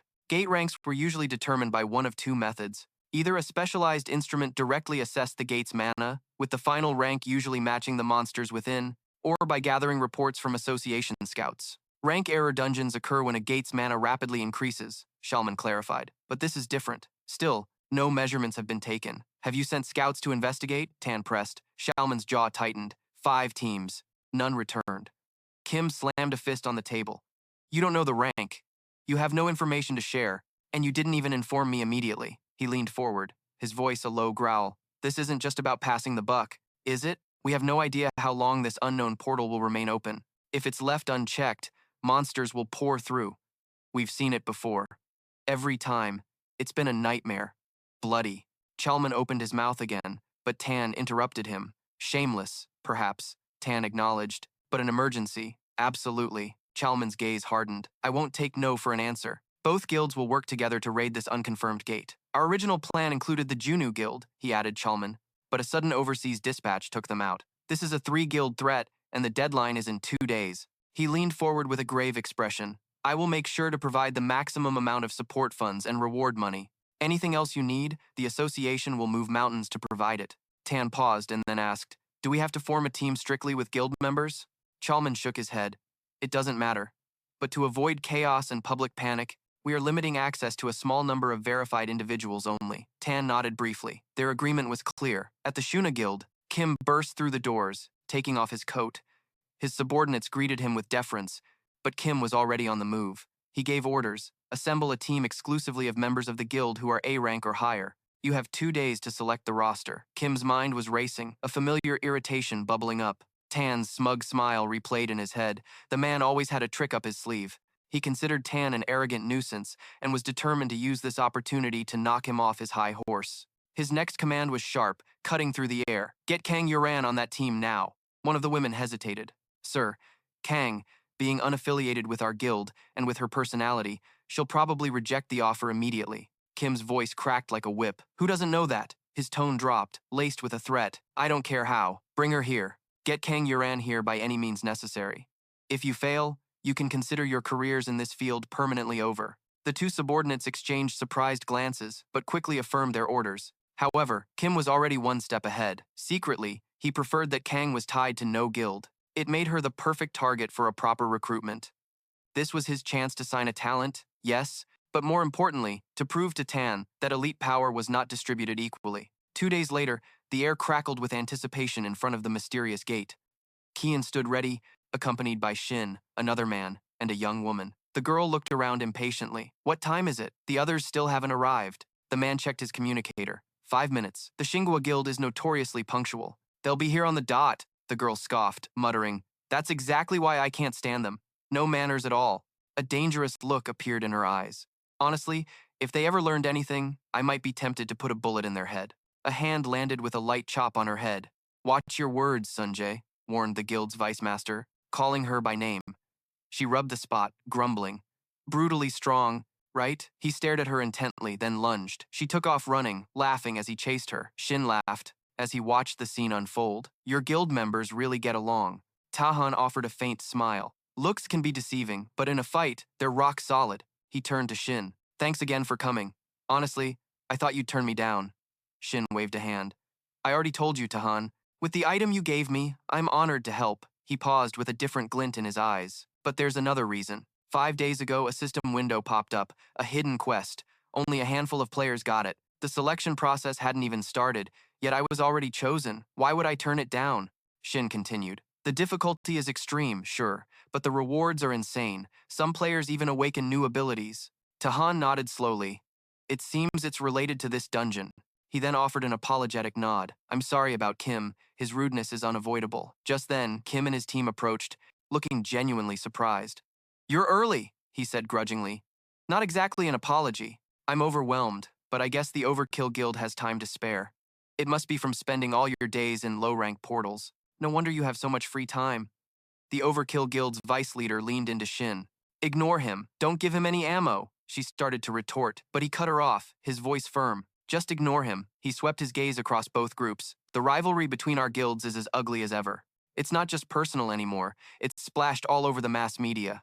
A constant war of words over which guild is stronger. Kim's eyes narrowed on Shin, a sneer twisting his lips.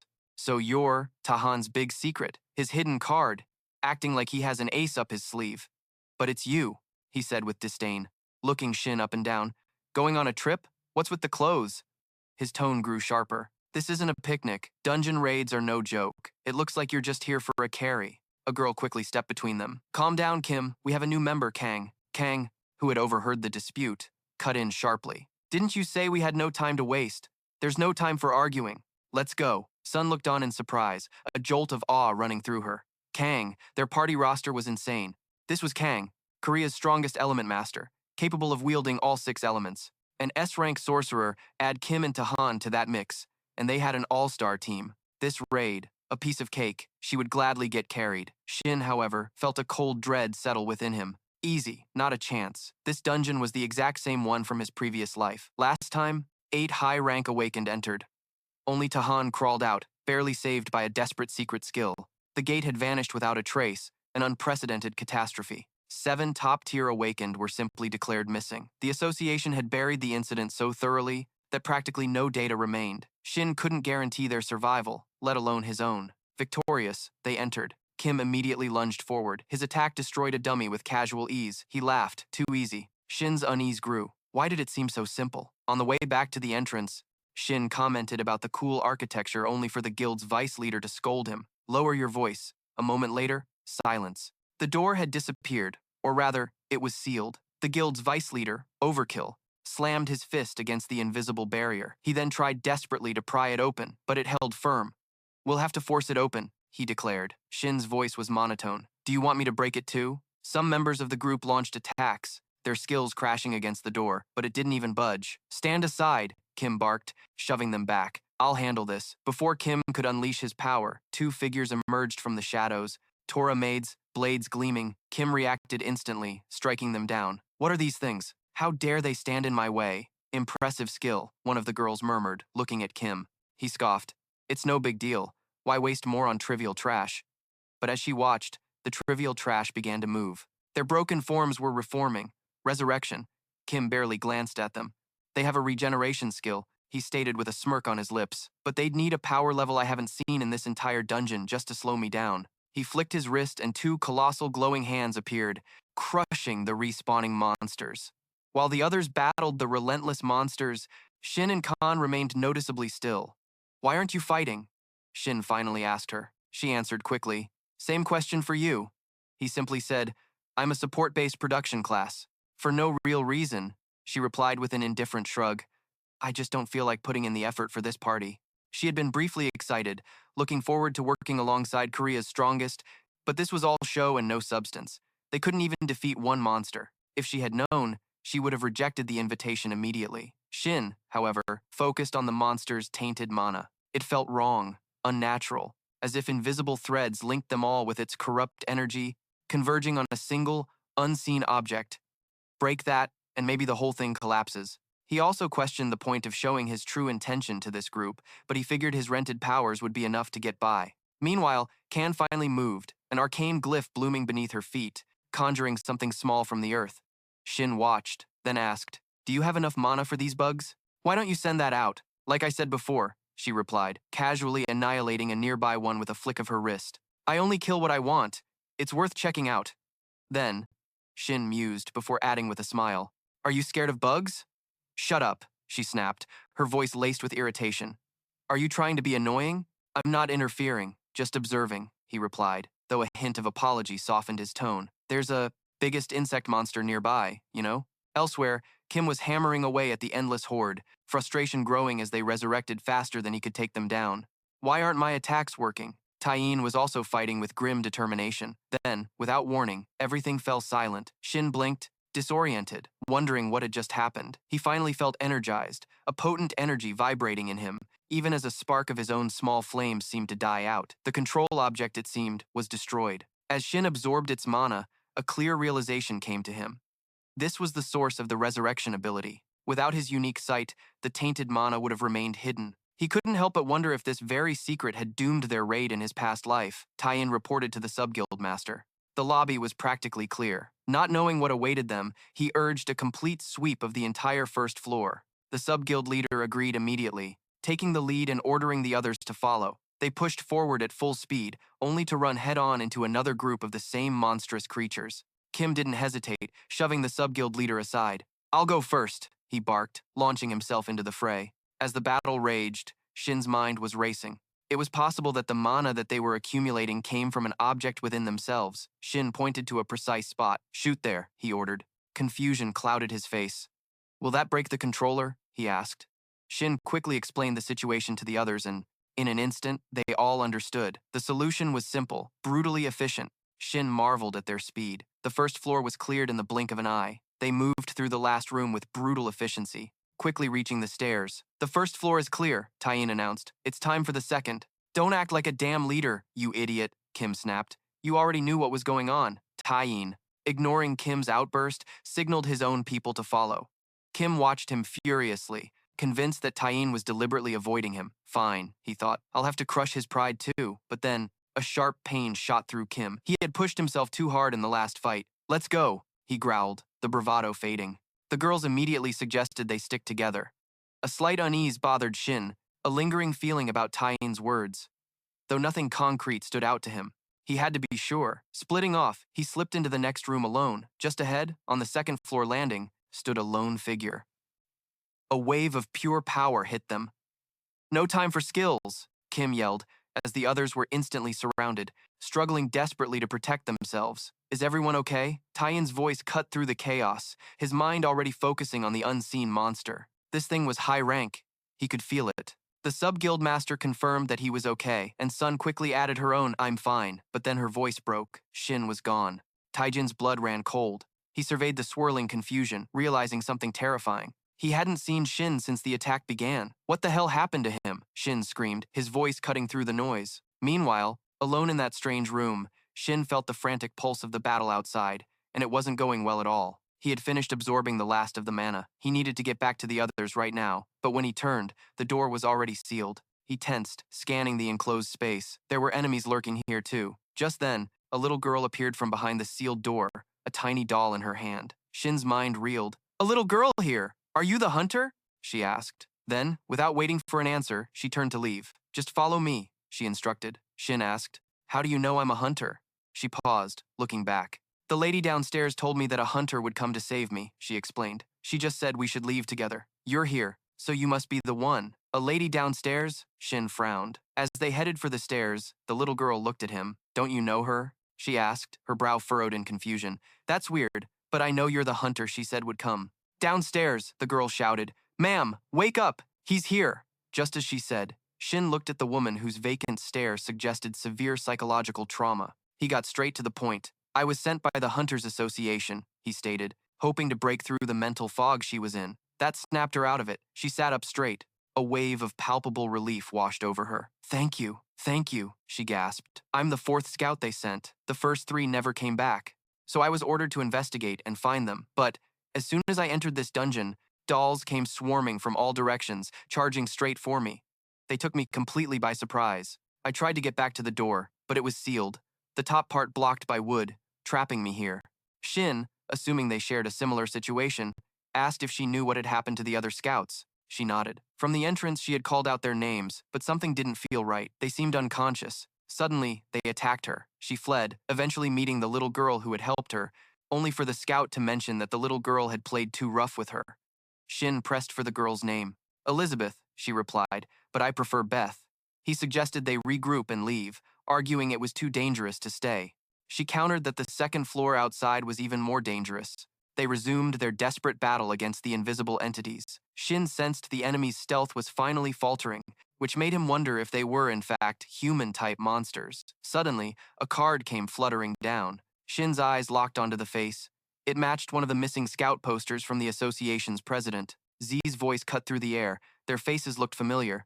Shin barked an order. Cease fire. He processed his situation quickly. Stealth abilities had a cooldown time, leaving the users vulnerable, with drastically reduced movement speed. Taking them out easily now was out of the question. Kim's thrilled shout tore through the air. They're finally learning stealth, he bellowed before reality struck him. Scouts. Their speed visibly decreasing, Kim declared. I'll kill them in a single blow. He charged, but Sun responded, firing a shot straight at Kim's nose. This only fueled Kim's fury. A glint of madness entered his eyes. He swore they weren't monsters, but people who could be saved. There had to be a way to restore them, but as the palpable killing intent from the figures that were fading away washed over him, his mind was reduced to two options: kill or be killed. Anyone, no matter who they were, who showed hostility would die. The scouts were no exception. The unconscious scouts snapped awake, getting to their feet and lunging at Kim. He growled a warning at Zung. Block me again and she'll be the first to fall. Zung staggered, fury blazing, ready to attack, but Shin interrupted by stepping between them. She urged Kim to stop, hoping against all hope that her words would be heard. Kim's gaze was sharp. You're all blind to your own cause, he asserted. And I'll show you just how blind you really are, Shin. At that moment, a young woman moved, planting herself defiantly in front of Shin. Kim's voice turned icy. This isn't a request, it's a deal. I'll hand over the raids, the loot, and all the funding to the Xinghua Guild. Those terms, he mused, should be enough to make them think. An attack flashed toward Kim. He caught it effortlessly with his gauntlet. Just a warning, he snapped. Piss me off in the slightest, and Shin, you're dead. Shin thanked him, a glimmer of relief cutting through her dread. Time. She had bought some time. Sung muttered an apology to Shin. Take responsibility later, she snapped. Right now. They needed to focus, understand the situation, and figure out how to save their people. Meanwhile, Bet turned to Shin. Her voice was a whisper. You saw the dolls outside too, right? Some were hideous. She didn't know how, but each one was tangled in thick purple threads. The dolls wouldn't die unless those threads were cut. They just kept coming endlessly. The threads themselves were incredibly tough, almost impossible to break. She shuddered. It's not scary, Shin insisted. If we remove the threads, they return to normal. Can we make our colleagues come back? Bed hesitated. I heard that once the threads are gone, you still need to disable a device attached to their bodies. But if you try to rip the threads off, the body just collapses. She didn't know if any of that would actually help. It was a grim answer to a difficult question, but Beth's frankness struck Shin. Did it remind her of something else? On the second floor, a chilling revelation hit them. Once stealth dropped, they had 30 seconds to live. Sunin, with her voice tinged with worry, turned to Kang. Can you block them? Ice? Anything to slow them down? Kang, already bristling with frustration, responded with a harsh warning. Don't cross the line. The digital countdown chimed relentlessly. Then Kim, with a surge of raw power building up, unleashed his skill.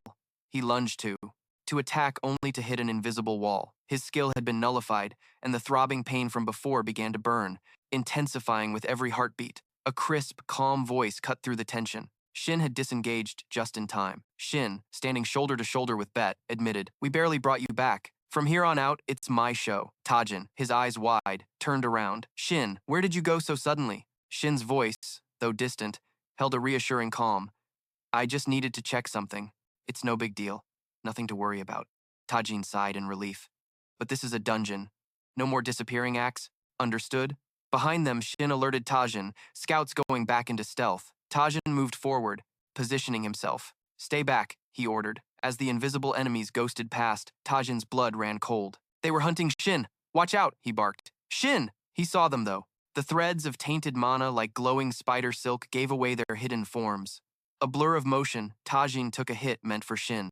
I see their weak spots, Shin shouted, his voice sharp and focused. I'll mark them.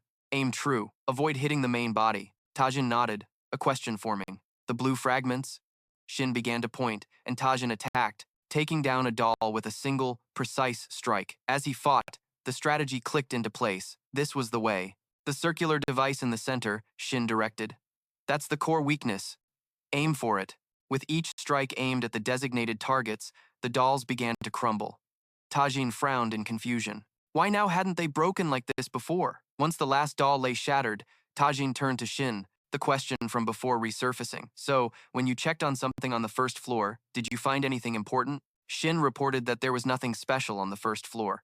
He had been deep in his own investigation when he stumbled upon a surviving scout.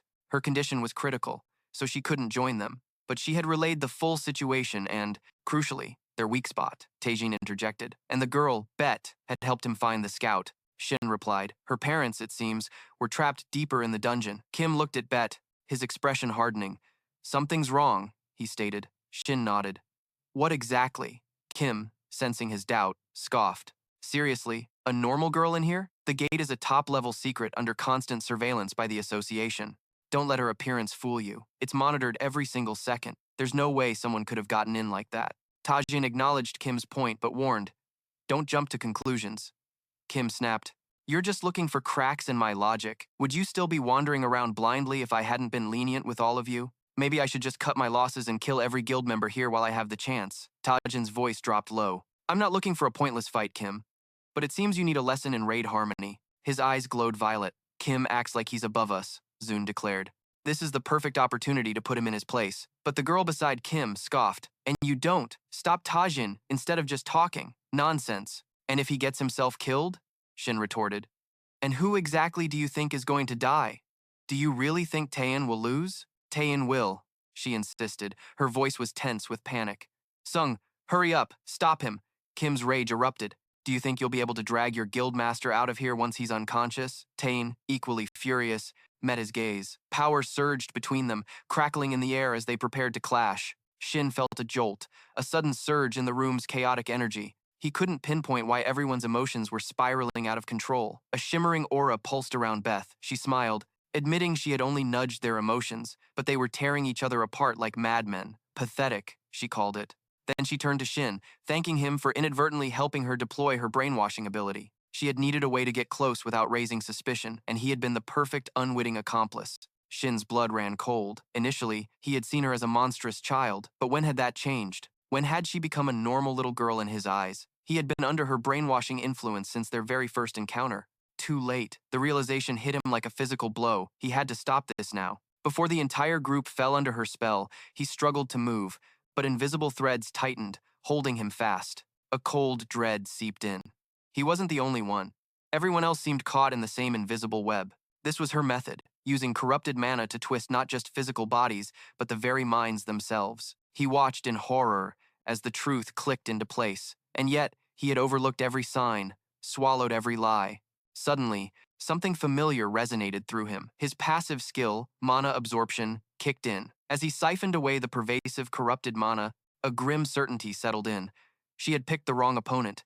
Kim staggered, bewildered. Beth, however, just laughed. Shin knew how to absorb corrupted mana. How utterly amusing. Shin roared, his voice cutting through the rising chaos. Beth, she's from the academy. Attack her now. But before anyone could move, Beth's voice, sweet and innocent, rang out, Mommy, Daddy. Instantly, two figures materialized at her side. She pointed at Shin's group with a pout on her face, accusing them of bullying her. Punish them, she demanded. Kim, his eyes glazed over, flexed his hands, muttering about finishing everyone off in a single blow. Beth simply smirked at Shin. It's time for you to put on a show, she purred. Kim unleashed an explosive attack, carving a trench in the ground between them. Kajhan watched in horror. Kim, what are you doing? But Kim was gone. A puppet on Beth's strings, the invisible threads coiling deeper inside him. Beth clapped, genuinely pleased with her handiwork. Shin's mind raced. Was this why he had felt that faint trace of corrupted mana from Kim's hand earlier? Beth, as if reading his thoughts, offered an explanation. She revealed she preferred to hide behind the timid ones, those who went unnoticed, making them the perfect hosts. She found it endlessly entertaining to watch them fight against their own teammates, turned into enemies before their very eyes, their own ally, a living doll, now a weapon. She leaned forward, eager to see what chaos would unfold next. Keegan, his face grim, moved to confront Kim. I'll take him down fast. The rest of you help. The others nodded, spreading out to support. But as they approached, Kim's hands glowed, and a shimmering barrier erupted around him. Shin watched, wondering what had just happened. A girl quickly explained. It was a skill Kim activated only when his life hung by. A thread. The barrier was impenetrable, immune to interference for a set amount of time, then it would remain active. For several hours, Beth smiled. With one opponent neutralized, she only had 3 left to deal with. It's time to end this. Shin felt the raw energy emanating from them. These weren't the typical dolls he had encountered. Each one bristled with the threat of a dungeon boss. Getting past the 2 guards was suicide. They had to face them head on. A gut feeling gnawed at him. Something was wrong. These weren't just standard control types. Standard. Cajun said it right away. I'll take the female doll. You take the male one. The plan was simple. Concentrate their firepower.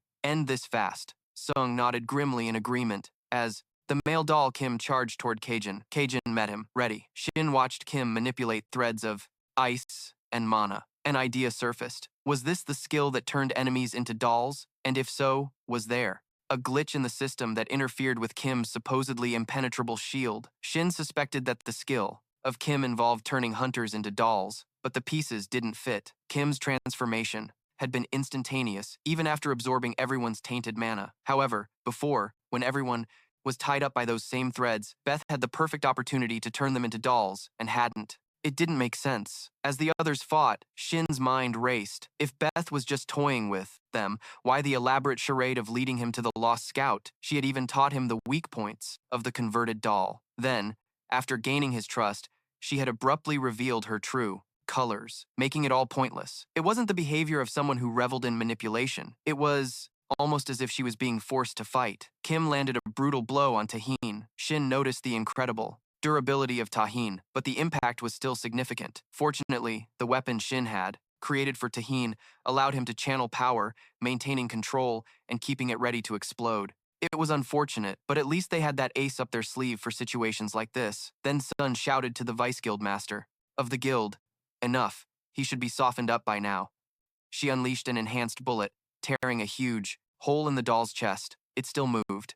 Tahin, locked in combat with Kim, realized that the fight was much more complicated than expected. What surprised him most was the sheer lack of variety, just simple physical attacks. Physical attacks. That left only one real concern, mental attacks. As a berserker, he could resist them, but not completely. He barked orders, stay in pairs, stay alert for mental attacks. Hold your positions unless ordered otherwise. They're all destroyed. Mommy! Daddy! Shrieked Beth. A triumphant smile twisted her face as Tion lunged. Perfect timing. Tahin's blow landed, knocking a small doll from her grasp. Zung cheered in relief. See, I told you there was nothing to worry about. Ken chimed in. She acted like it was a big deal, but that was boring. Shin also thought it was over, realizing his earlier assumptions had been dead wrong. But Tahin looked at Beth's small, lifeless form. Monster or not, the sight of a dead little girl still turned his stomach. He was about to order a retreat when a sudden invisible force struck all 4 of them, freezing them in place.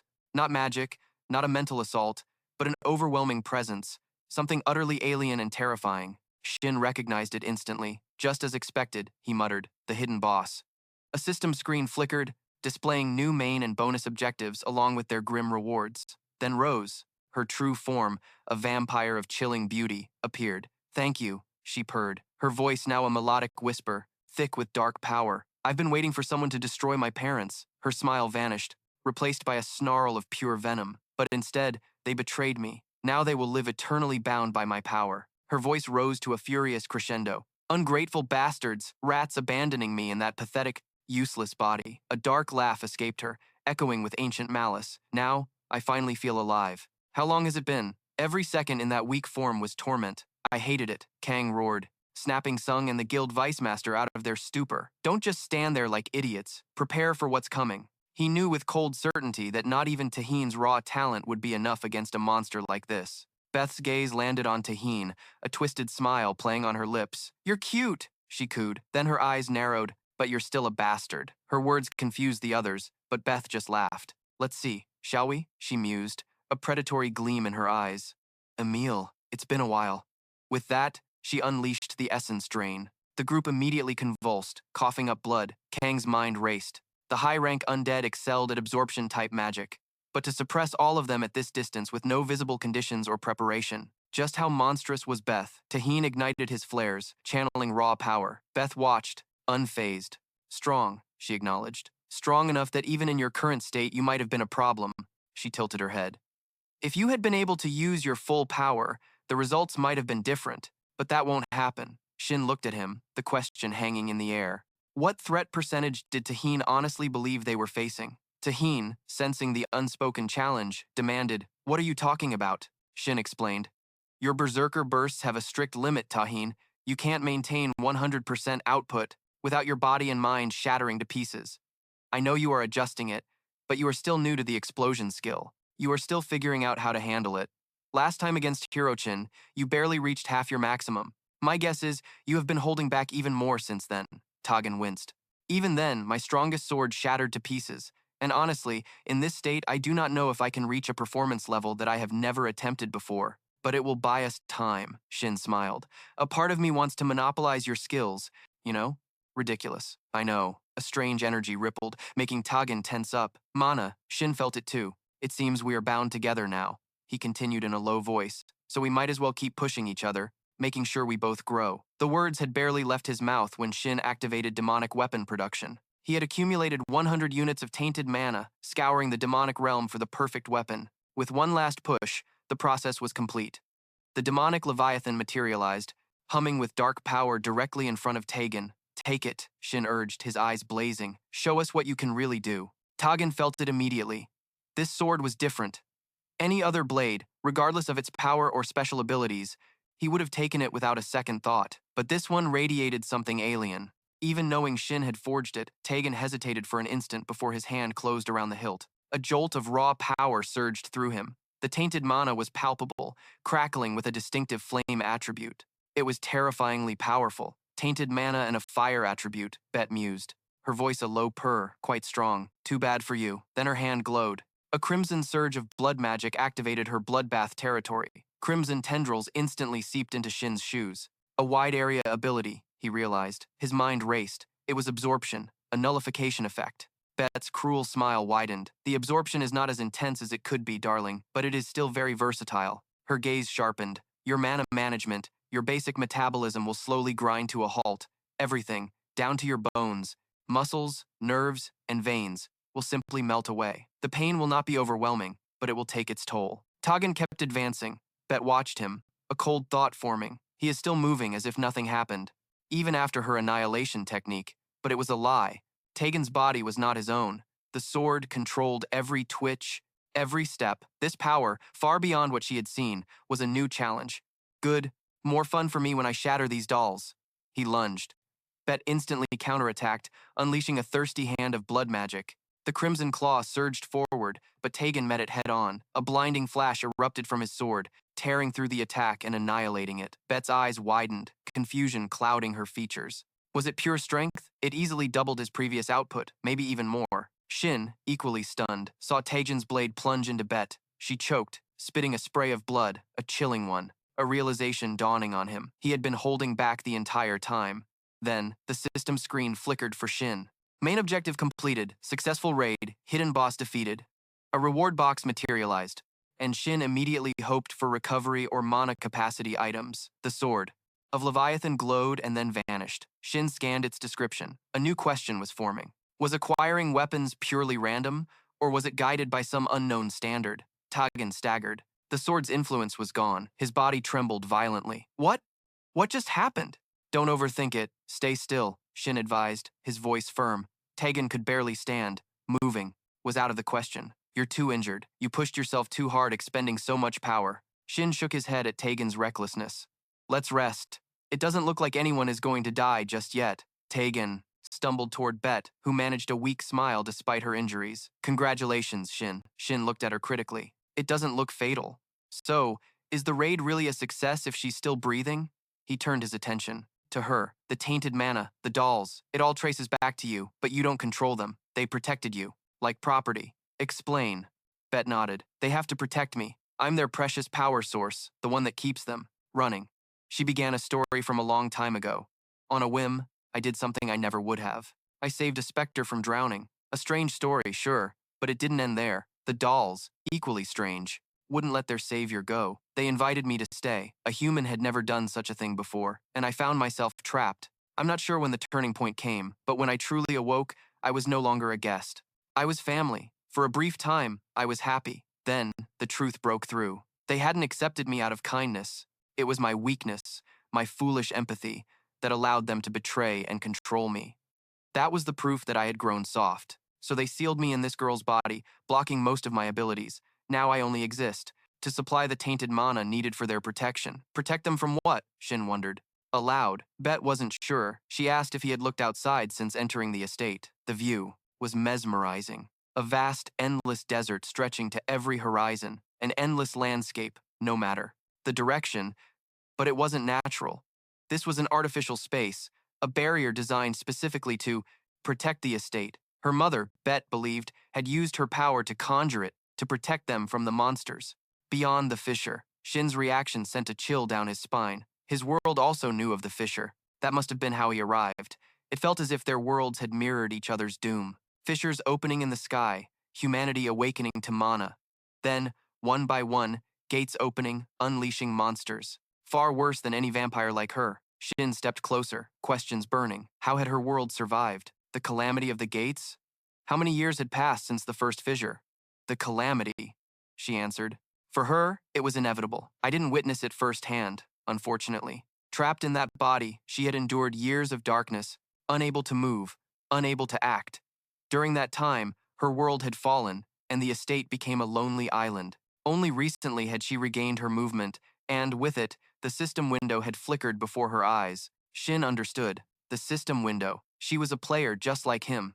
Noticing the confusion warring on his face, Beth acknowledged his unspoken questions. She apologized, already knowing she couldn't answer them all. As if on cue, her body began to break down, cracks spreading across her skin. Death, she murmured, a faint smile touching her lips, isn't so bad after all. Shin watched her collapse, but then a system notification chimed. Demonic control cycle available. A small smile formed on his lips as he opened the window and then moved. His hand went to her neck, his voice a hoarse whisper. What are you doing? It's no coincidence, he replied, his gaze intense. He could say it wasn't necessary to use it until now, but personally he was curious. Then, the system's voice resonated. Upon successful equipping, the relevant monster will be saved from its critical condition and will become a familiar subordinate to the player who equipped the item. Shin had seen many,